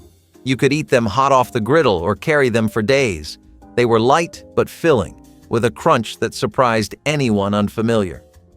Grasshoppers weren't seen as strange. They were a respected source of clean, abundant protein. The choke cherry, with its deep red hue and sharp bite, added color and complexity. This was not a joke food. It was real fuel, prepared with care. Today, we shy away from insects on the plate, calling them pests instead of provisions. But once, these little cakes were survival in a pocket, nourishment in a bite, and proof that the land always provided. You just had to listen. The pimento cheese sandwich is a Southern tradition that spread like wildfire through cafeterias, picnics, and family reunions. The filling, a creamy, tangy blend of shredded cheese, mayonnaise, and diced pimentos, was made by the bowlful and kept in the fridge for whenever company came over. On soft white bread, it was the perfect blend of smooth and savory, with a little kick if you added pepper or hot sauce. Some versions came grilled, others were left cold, served with chips or sweet tea on the side. At its heart, it was an inexpensive way to feel fancy. Somewhere between a spread and a dip, it clung to its bread like glue, and nobody minded. For many, it tastes like church potlucks, backyard folding tables, and long afternoons under the fan. In certain households, it wasn't just a sandwich. It was a rite of passage, handed down in recipes scribbled on index cards with mayonnaise stains. You don't just eat a pimento cheese sandwich, you remember it. Creamed chipped beef on toast, or as anyone who ever served in the military will tell you, SOS. No, not a cry for help, though it looked like one. This was dried beef, shredded and stirred into a thick, milky white sauce with a bit of pepper and sometimes a touch of Worcestershire if you were fancy. Then it got spooned over toast, or biscuits, or whatever bread you had. It was a direct descendant of World War II rations. But by the 1970s, it had made its way into American homes, school cafeterias, and greasy spoon diners across the country. It was salty. It was creamy. It looked like a mistake, but somehow it kept getting made and loved. It was affordable, filling, and tasted better than it had any right to. Parents made it because it used cheap pantry ingredients. Diners served it with coffee refills. Kids ate it because they did not know any better, then grew up craving it again. It might not be pretty, but it is unforgettable. Still, not everything on this list is heavy. Some sandwiches were just simple, clever ways to use what was left on the breakfast table and a little sweet on the side. When food was scarce, nothing went to waste, and the leftover bean sandwich is the perfect example of how resourceful families could be. Whether you had baked beans, pintos, or navy beans left from a previous meal, they made the perfect filling for a sandwich. The beans were mashed up and spread between slices of bread, turning them into a hearty meal that was both filling and cost-effective. While onions could be added for a little extra flavor, this sandwich was great in its simplest form. It didn't require any fancy ingredients, just what you had left in the fridge. The beans added protein and substance, making it a satisfying meal that could get you through a long day. This sandwich wasn't about perfection. It was about making the most of what you had and turning leftovers into something practical. It was the kind of meal that didn't need much to make it taste good. So, while leftover beans might not have been the highlight of the dinner table, they certainly played an important role when it came time to put together a quick lunch or snack. But if you think beans on bread are a clever solution, the next sandwich might just have you rethinking your idea of what makes a satisfying meal. Roll-up sandwiches were the lunchbox experiment that actually worked. You took a slice of white sandwich bread and flattened it with a rolling pin or glass until it looked more like a napkin than bread. Then came the filling: peanut butter and banana, cream cheese with chopped bacon, even tuna salad if someone was feeling brave. You spread it edge to edge, rolled it tight like a sleeping bag, then sliced it into pinwheels. It was a working-class solution to picky kids and tight mornings. You did not need fancy deli meats or artisan bread. You needed one hand and 5 minutes. Sometimes you sprinkled paprika on top for color. Sometimes you stabbed each one with a toothpick and called it party food. But really, it was a clever way to stretch ingredients. They showed up at baby showers, church potlucks, and tired weeknight dinners. They were fast, they were cheap, and they made something boring feel like a treat. In homes where the toaster was always broken and the oven rarely used, the roll-up was reliable. Quiet, silly, and sometimes oddly perfect. The key to a good sandwich was in its simple ingredients, and Graham knew it better than anyone. That's why she whipped up the classic chicken salad sandwich anytime we craved some comfort food. Chicken salad has been a beloved dish in American homes since the mid-1800s. Grandma decided to make it into a hearty sandwich to make snack time better. Grandma's version of the chicken salad sandwich often included unique ingredients passed down through generations. Depending on where your grandma hails from, her chicken salad sandwich recipe might have a regional flair. In the South, you might find it spiced with a bit of mustard or pickle juice, while in New England, cranberries might be tossed in for a touch of tartness. The scrapple sandwich is exactly what the name suggests: fried slices of scrapple on bread. Traditionally, this sandwich would be sliced and prepared in a skillet, under a thick layer of eggs. It definitely became popular around the Maryland to New York district, but the recipe itself is properly ancient. An 1853 extract from a cookbook advises using pork that wouldn't be suitable for sausage. It was also popular for its health benefits. It can be made in a variety of ways, and some people include crispy cabbage on top and make it into a waffle with mayo. Mix and match and see what works best for you. Maybe you'll find something worth sharing. But for now, the scrapple sandwich can only be something you create. With its popularity last seen in the mid-1850s, this sandwich is something that we can only find in old extracts now. There is nothing tidy about a sloppy Joe, and that is the whole point. These school cafeteria icons had one mission: to hit like a flavor bomb and leave a trail behind. Tangy ground beef cooked with tomato paste, onions, and whatever seasoning the lunch lady felt like using that day. Scooped in a steaming pile onto soft hamburger buns that were usually a little too small. You would take one bite, and the filling would slide out the other side like it was trying to escape. Your hands? Covered. Your tray? A disaster. Your smile? Huge. They were sweet, salty, savory, and just chaotic enough to make lunch feel like a party. Even the name sounded like something you should not be allowed to say in class. Sloppy Joes were not reserved for fancy moments. They were served with plastic forks and half a chocolate milk carton. But they became legendary. Maybe it was because they tasted like comfort food mixed with rebellion. Or maybe it was just the fact that no one ever got through one without needing extra napkins. Either way, it earned its place in the Sandwich Hall of Fame. But what if I told you there was a sandwich out there that combined egg, gravy, and a hamburger bun, and somehow made it work? Let's have a full circle moment with another sandwich that made sure leftovers didn't go to waste. Grandma's cold meatloaf sandwich was one of those dishes that tasted even better the next day. Meatloaf has been a staple in American kitchens since the Great Depression, when home cooks, mostly grandmas, stretched ground meat with fillers like breadcrumbs and oats. The sandwich became a popular way to make the leftovers go even further. Now, there were no strict rules for what went in this sandwich, so Gram put whatever she could find. You could use a variety of bread types, sourdough, rye, or even a soft white loaf, and top it with anything from ketchup and mustard to mayo, pickles, or even lettuce. You could even eat it cold, so it was really comfort food at its finest.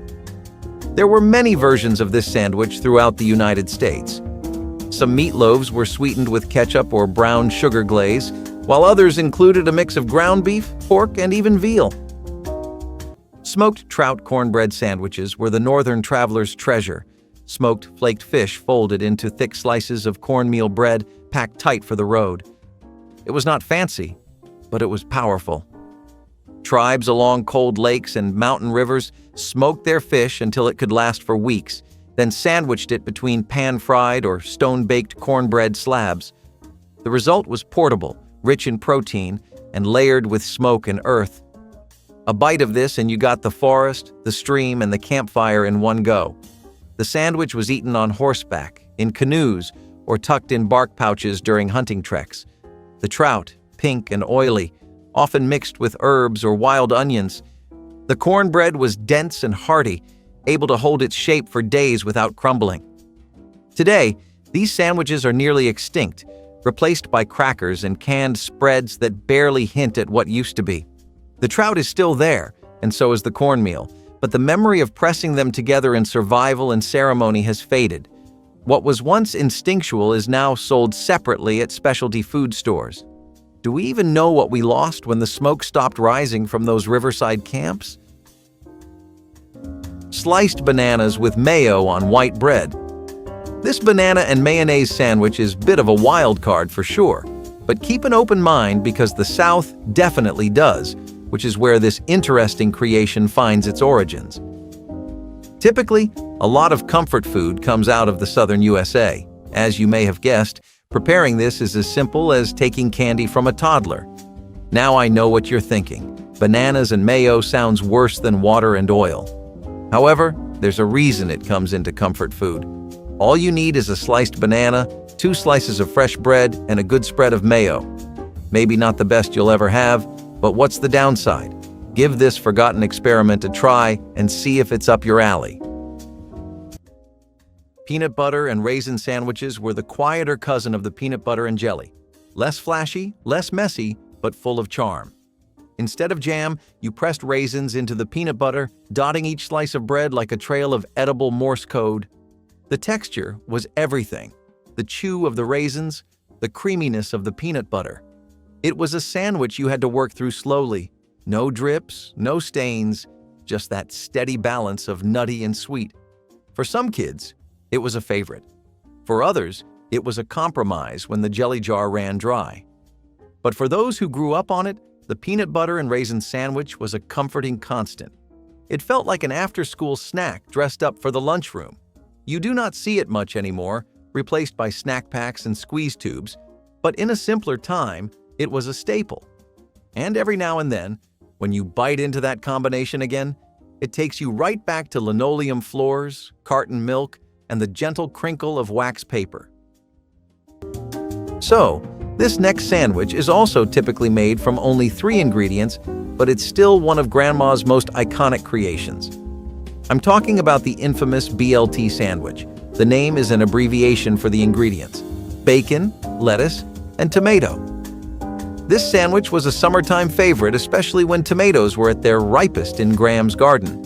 The BLT's roots can be traced back to tea sandwiches served in the late 19th century, but it wasn't until World War II when it gained popularity.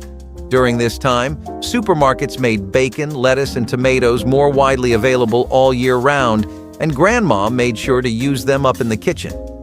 A classic BLT is often made with mayonnaise, but some purists argue that the sandwich should be spread with butter instead. Well, it's still up for debate, so make sure to let us know your take on it in the comments. Cactus fruit and cornmeal sliders were the roadside miracle of the Southwest. Bright, spiced cactus fruit mashed and served inside thick patties made from masa. They were tangy, sweet, and just a little spicy. No two batches were ever the same. The cactus fruit, also called prickly pear, was roasted or boiled and sometimes mixed with chili or smoke-dried herbs. The cornmeal was turned into cakes or buns, fried golden on the outside and steaming inside. These sliders were eaten cold during treks, packed in wrapped leaves or thin cloth. The sugars gave energy. The corn kept the body going.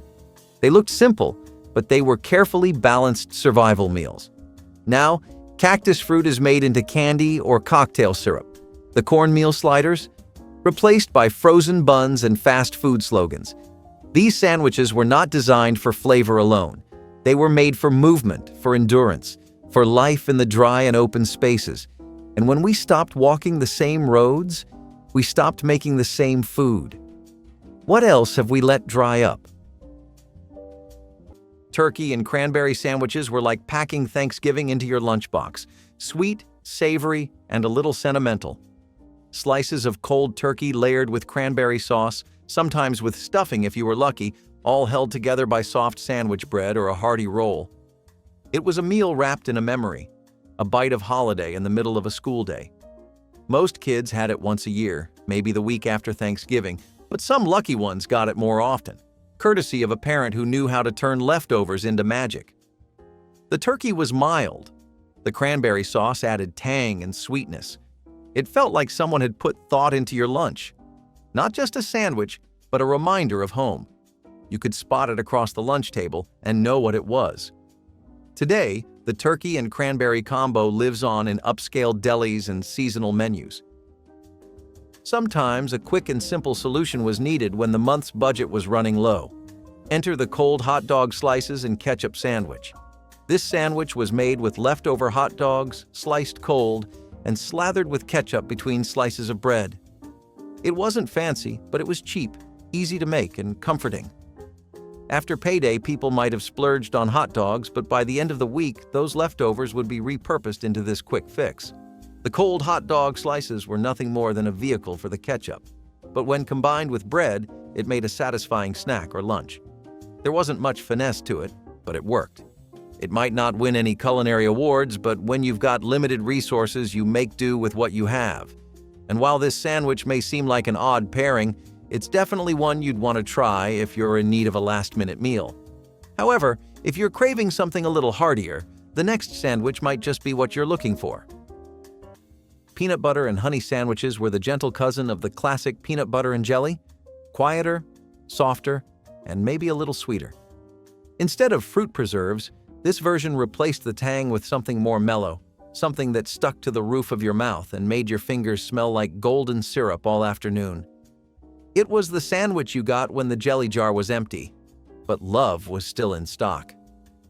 A simple swipe of peanut butter on one slice, a drizzle of honey on the other, and two halves pressed together until the honey oozed just enough to make you pause. These sandwiches were often packed quickly, folded into wax paper, and slightly crushed by the weight of textbooks. But that did not matter. If anything, it made them better. There was something old-fashioned about it, something kind.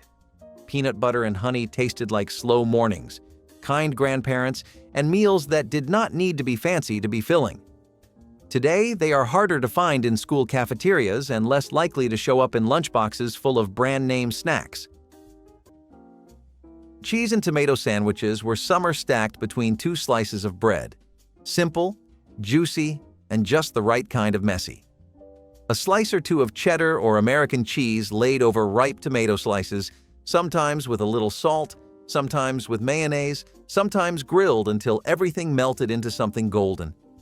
But even cold, it worked. The acidity of the tomato, the smooth melt of the cheese, It was balance. It was brightness. It was a sandwich that never tried to be more than it was, and that is exactly why it worked. Some kids had it toasted, crusts crisp and corners dark. Others ate it fresh, just a quick assembly before the morning bell rang. Cheese and tomato was one of those sandwiches that looked like it came together in 5 minutes, but tasted like it had been passed down for generations. Today, it still shows up in cafes and comfort food menus, but for those who grew up with it in their lunchboxes, it is something more. It is summer in a sandwich, a reminder that even the simplest things can be perfect. If there's one sandwich you can never go wrong with, it's the old-fashioned grilled cheese sandwich. This one is the epitome of comfort food, and Grandma's version was a childhood favorite. Even the pickiest eaters used to beg for this one. So this one became popular during the Great Depression era, when we had to make do with 3 of the most common ingredients in our pantries: bread, cheese, and butter. Now, some of us used to get creative with our grilled cheese by adding extras like sliced tomatoes, ham, bacon, or even pickles. But this one was best enjoyed simple and plain. Oh, and let's not forget, it tastes even better when paired with a warm bowl of tomato soup. Before burgers and fries, grilled cheese and tomato soup used to be the ultimate food combo of our dreams. The best part? Most cheese sandwiches are vegetarian and can easily be made vegan by adjusting the type of cheese and oil. If you've ever had an egg salad sandwich, you might think you know what's coming with the chopped egg and vinegar sandwich. But this isn't your average egg salad. Instead of the usual mayonnaise, this sandwich relied on vinegar or mustard to give the eggs that tangy kick. Hard-boiled eggs were chopped up, mixed with the vinegar or mustard, and spread between 2 slices of bread. It wasn't the most luxurious meal, but it was cheap, filling, and had a sharp, tangy flavor that worked wonders. It was a makeshift egg salad, but it did the job when you needed something simple and satisfying.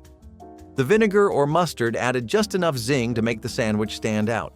And while this might have been a favorite for some, the next sandwich is all about taking those beans you've got left over and turning them into something great. Hot browns were not just sandwiches, they were events. Hailing from Louisville, Kentucky, the hot brown was the kind of school lunch you did not expect to see in your lunchbox. But when you did, everything else faded away. It was open-faced, built on toasted bread, and layered with turkey bacon and a thick, rich Mornay sauce that made it feel like something that belonged in a fancy hotel, not the corner of a cafeteria tray. The whole thing was broiled until bubbly, golden, and just messy enough to feel indulgent. It smelled like home. It tasted like someone had really tried. Most kids stared at it, confused. But for those who knew what they were looking at, it was heaven.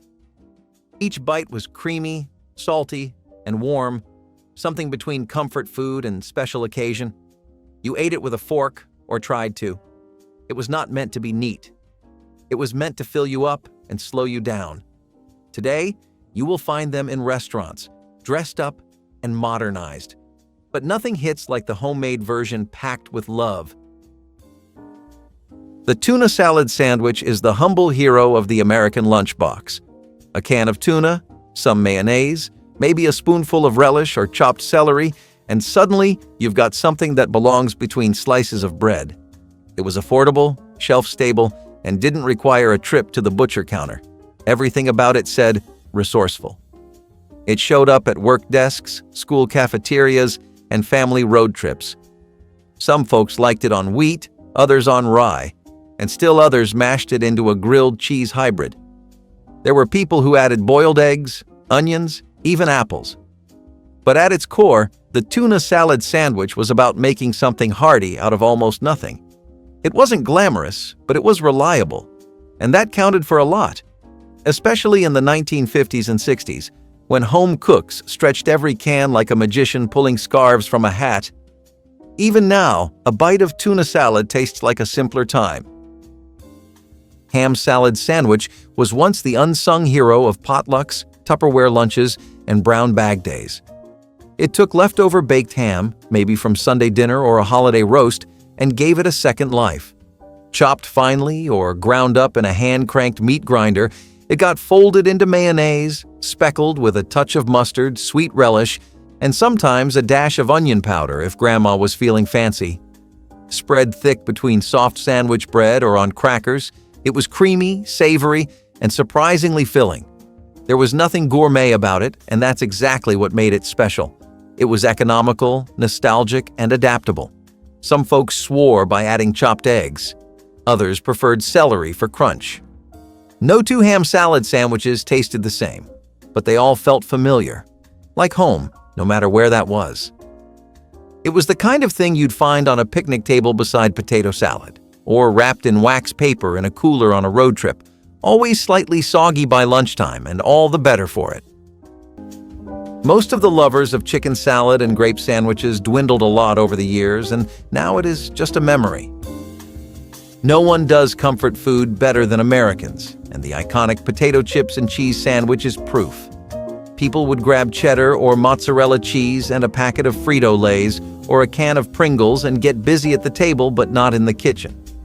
Reason being, this was one of those 10-minute dishes that took absolutely no effort or time to make, like instant noodles.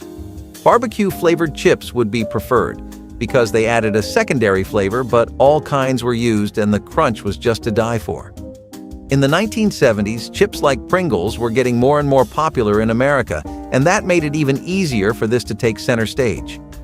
What would follow in the decades after was a growing concern for health, and people stopped making their favorite potato chips and cheese sandwiches, but we would love a 70s plate. Speaking of meaty sandwiches, the Turkey Club sandwich was another fan favorite. Now, this one was known for its 3 layers of bread, which made it stand out from the rest of the sandwiches on the table. The club sandwich has its roots in American culinary history, with some sources suggesting it was first served in private social clubs in the late 19th century. By the time Grandma was making them, it had already become the talk of the town. Gram often made this one the day after Thanksgiving when there was no shortage of leftover roast turkey in the refrigerator. The key ingredient in this sandwich was crispy bacon, which Gram added to make it kid-friendly and 10 times more delicious. Grandma's Turkey Club sandwich was often cut in quarters or halves, which made it easier to eat, and this was the first time sandwiches were cut diagonally. And remember the toothpicks Gram used to hold it together with colorful cellophane frills? Brings back memories, doesn't it? For many families, the cornbread and molasses sandwich was a nostalgic, soul-satisfying meal. This humble sandwich takes us back to the Appalachian table, where cornbread was a daily staple, especially when times were tough. Cornbread, often considered a basic but hearty food, was a versatile option when money was scarce. If the cornbread was a little stale or leftover, all the better. It was perfect for slathering with rich molasses, which was often a pantry staple in many homes. The molasses added a rich sweetness that made the sandwich not just filling but comforting in its simplicity. Sometimes a little butter was added for extra indulgence, giving the bread a velvety texture that made each bite even more satisfying. While it might not have been a gourmet creation, it was a connection to simpler times when families used what they had and made do. Cornbread was cheap and easy to make, and molasses was an affordable sweetener. The combination of the hearty cornbread and the sweet molasses made it the perfect meal when the cupboard was bare. For many, it was a meal that provided both physical and emotional comfort. Nothing fancy, but it worked. It wasn't about the ingredients being luxurious. It was about making the most of what was available and taking pride in the simplicity of the dish. This sandwich wasn't just a meal. It was a reminder of resourcefulness, tradition, and making do with less. Cooked chicken livers mixed with onions and spices came together to create the chicken liver sandwich. Now, out of all the ones on the list, this one has probably stood the test of time the most rigidly. You'll still find it in the odd bistro or cafe here and there. Preparing it is a bit of work, but for those who want to expand their sandwich arsenal, this is a worthy addition. You'll need celery, red onions, curry powder, salt and pepper, and lettuce of your choice.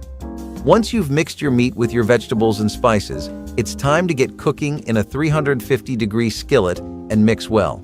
Once it's all ready, assemble your sandwich and see just why this was so popular around the 1940-1960s. When times were tough and budgets were tight, the potted meat and pickle sandwich became a popular choice for many families. Potted meat, often deviled ham or canned potted meat, was an affordable and long-lasting option that could be stored on the shelf for months. It was a quick fix for lunch or dinner, providing the protein needed to get through the day without breaking the bank. The key to this sandwich was the addition of pickles, which added a sharp, tangy crunch that perfectly complemented the rich, salty meat. The pickles cut through the richness of the potted meat, bringing balance and an extra layer of flavor to the sandwich. Combined with the soft bread, it created a hearty, satisfying meal. While the sandwich might not have been gourmet, it was practical, affordable, and filling. Potted meat, though not glamorous, was a staple in many households during difficult times because of its long shelf life and low cost. The pickles, often a pantry staple, brought a much-needed contrast to the meat, giving the sandwich a bit of freshness and bite. This sandwich was a great example of how people made do with what they had, using simple ingredients to create a meal that could feed a family without breaking the bank. And while the potted meat and pickle combo served its purpose well, things are about to get a little more savory and filling with the next sandwich. Shrimp salad rolls were the fancy cousin who only showed up at baby showers and bridal brunches, but when they did, they made sure you noticed. These sandwiches were served cold, creamy, and full of old-school charm. Chopped shrimp got mixed with mayonnaise, a little diced celery for crunch, and maybe a squeeze of lemon juice if the recipe came from someone who read food magazines. The mix got spooned onto a buttered roll, soft, pillowy, and lightly toasted if you were lucky. It was rich but light, simple but elevated. You were not scarfing it down with fries and soda. No, this one came with iced tea in a glass and maybe a napkin folded just right. It was the kind of sandwich that made you sit a little straighter. Perfect for luncheons, community cookbooks, and any moment where finger foods and floral plates were involved. But here is the thing. It was good. Really good. The shrimp brought just enough sweetness. The celery kept it from being too heavy, and the bread soaked it all in without falling apart. It was a sandwich that whispered luxury in a decade where not much else did. And if shrimp salad was for special occasions, the next sandwich took something sacred, Thanksgiving dinner, and made it work any day of the week. The mayonnaise and lettuce sandwich may seem like an odd combination at first, but it was a simple, satisfying meal for many families during tough times.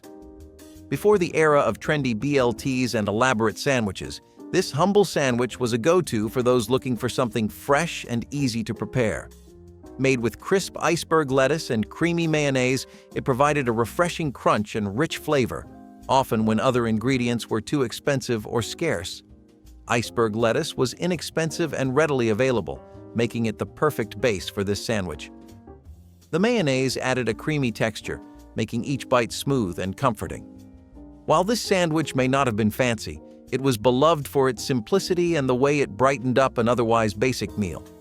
In times when fresh produce was limited, the lettuce offered a rare dose of green, and the mayo brought a touch of indulgence. It wasn't a sandwich for a gourmet feast, but it was a practical and affordable meal when resources were stretched thin. For many families, the mayonnaise and lettuce sandwich was the only fresh food they could afford. It wasn't about gourmet ingredients or complex flavors. It was about making do with what was available, and it worked. This sandwich served as a reminder of how, sometimes, the simplest meals are the ones that bring comfort. But if you think this sandwich was basic, wait until you see what's next, where the simplicity of the meal gets a little more daring. Remember what chilly days at Graham's called for back in the day? If you guessed hot turkey sandwich, you're absolutely right. This sandwich was another one of Grandma's delicious ways of using up leftover turkey from Thanksgiving. This sandwich featured slices of tender turkey served hot, often open-faced, with a generous ladle of rich, savory gravy poured over the top. Sounds delicious, right? Grandma made her hot turkey sandwich special with the gravy. Whether she made it from scratch with turkey drippings or used a trusted recipe, the rich gravy soaked into the bread, making each bite juicy and flavorful. She knew that nothing went to waste, and the hot turkey sandwich was a delicious way to make the most of those leftovers. Ham and banana sandwiches are less digestible both literally and figuratively than most of the list, but they actually worked quite well. The trick was in how you sliced them, because if the banana slices were fat and thick while the ham was thin, you would have a really overly sweet sandwich. Meanwhile, if you did the opposite, then you would have a mushy sandwich that did not have any real flavor. If you did get the proportions right, and most people did after their first few tries, then you had a 70s DIY delicacy with simple ingredients. It made sense why most people did not know how to make a good one, because it was not common. People who lived in other decades hated fruit and meat mixes of savory dishes, but they had a lot more room to make an impression with the crowd in the 70s. Maybe people felt very tropical for a decade? The sandwich would be quite an interesting addition in menus today. The meatball sub is the kind of sandwich that's meant to be messy. The meatball sub has its origins in Italian-American cuisine. While meatballs are a traditional Italian dish, the meatball sub became popular in the U.S. as Italian immigrants put an American twist to it. We're talking juicy meatballs, marinara sauce topped with melted cheese on a long, crusty roll. Yeah, it doesn't really get more American than this. What makes or breaks this sandwich is the sauce, and Grandma knew it all too well. The sauce had to be the right balance of sweetness and acidity, and of course, the bread had to be sturdy enough to hold everything together. It's the kind of sandwich that you need 2 hands to eat, and maybe a napkin or 2, but it's worth every bite. It's a classic comfort food that never goes out of style. Liverwurst might not be everyone's cup of tea, but for those who loved it, there was nothing quite like a liverwurst sandwich. So, liverwurst, or liver sausage, has German roots and is a staple in many European countries. The name liverwurst comes from the German words Leber, which means liver, and Wurst, which means sausage. This one was also made with rye bread and was a common street food in the streets of New York. Grandma gave it a home-like feel by using homemade bread and using fresh veggies and toppings like mustard, pickles, or onions. Grandma knew that liverwurst sandwiches were a bit of a specialty, something that not everyone would appreciate. But for those who did, it was a real treat. The patty melt was not just a sandwich, it was a lifestyle. It belonged to truck stops, corner booths, and places where the waitress calls you hon. Start with a beef patty, not too thick, not too thin, grilled until the edges charred just enough. Then pile on caramelized onions so sweet they practically melt, and drop a couple of slices of Swiss cheese on top until it oozes over like lava. But the crown jewel? That rye bread, buttered and toasted right on the griddle. It soaked up everything. The beefy drippings, the onion sweetness, the crispy edges of the cheese. Every bite was a perfect mix of crunchy and gooey, salty and buttery.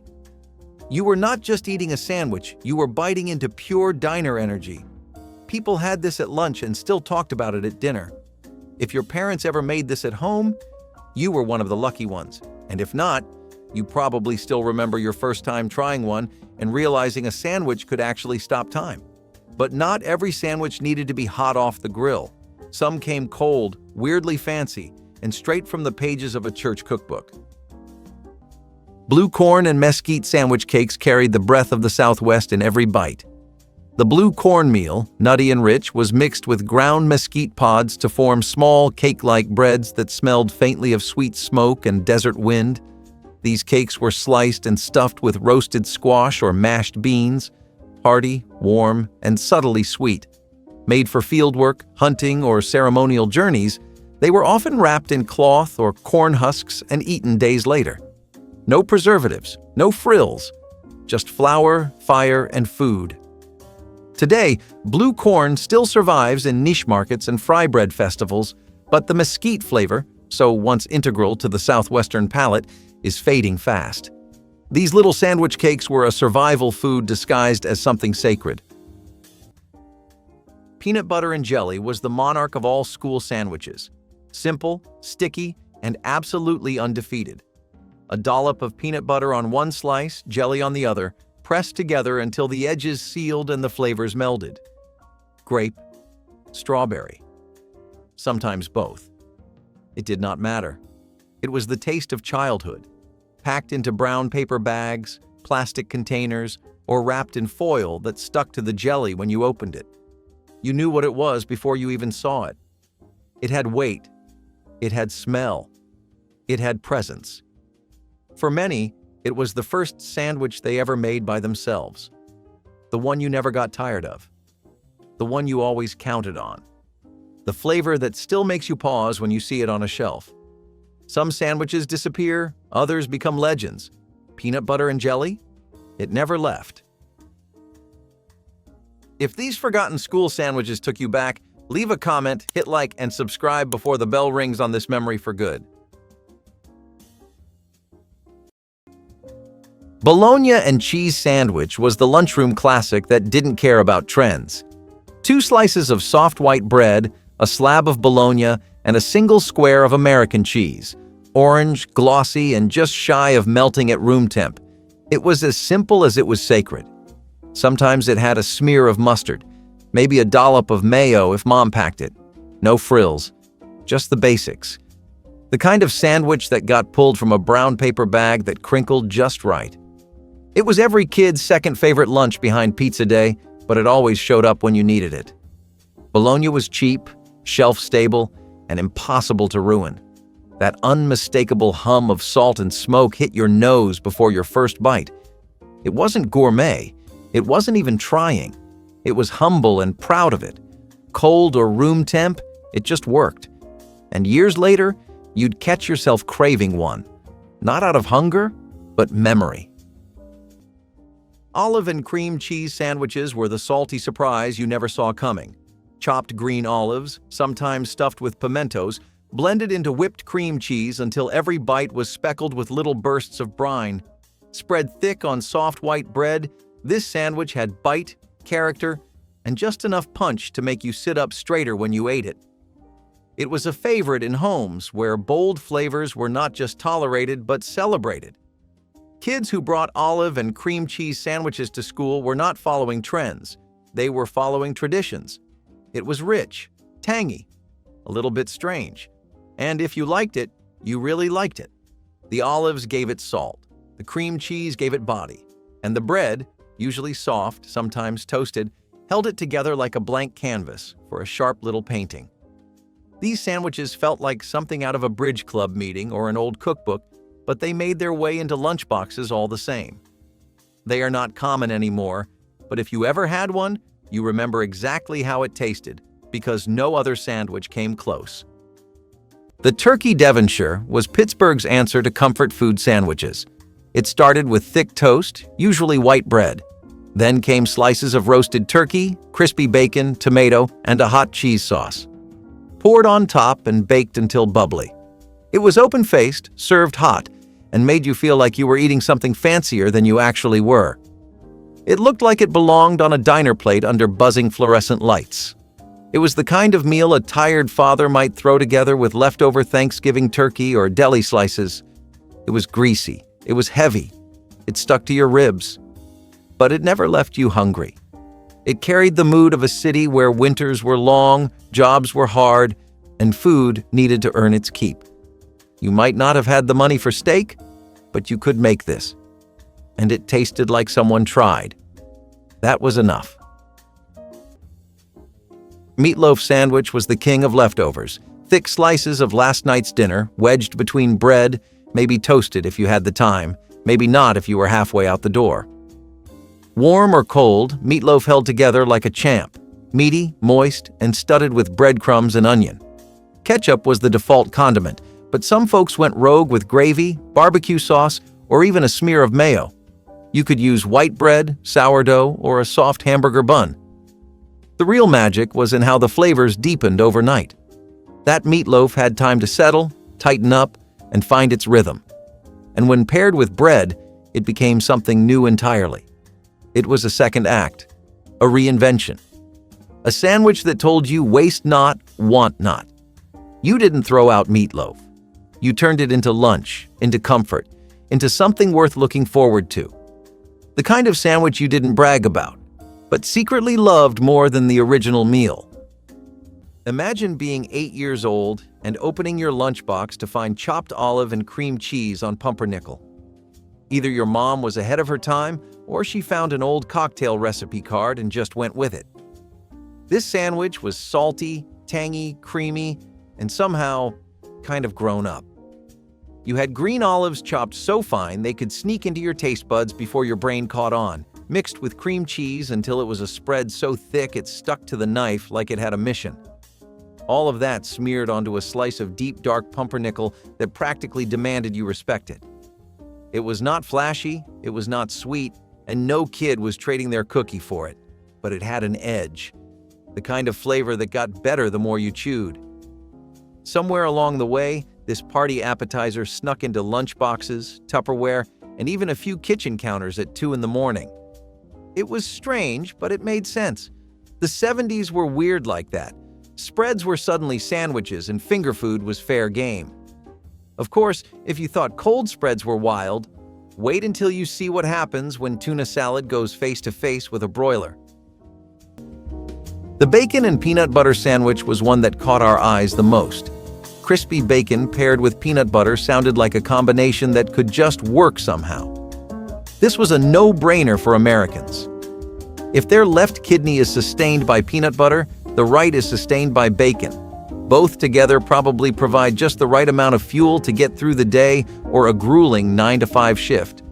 A great condiment to go with this is unsweetened ketchup, because most ketchups today have artificial sweeteners.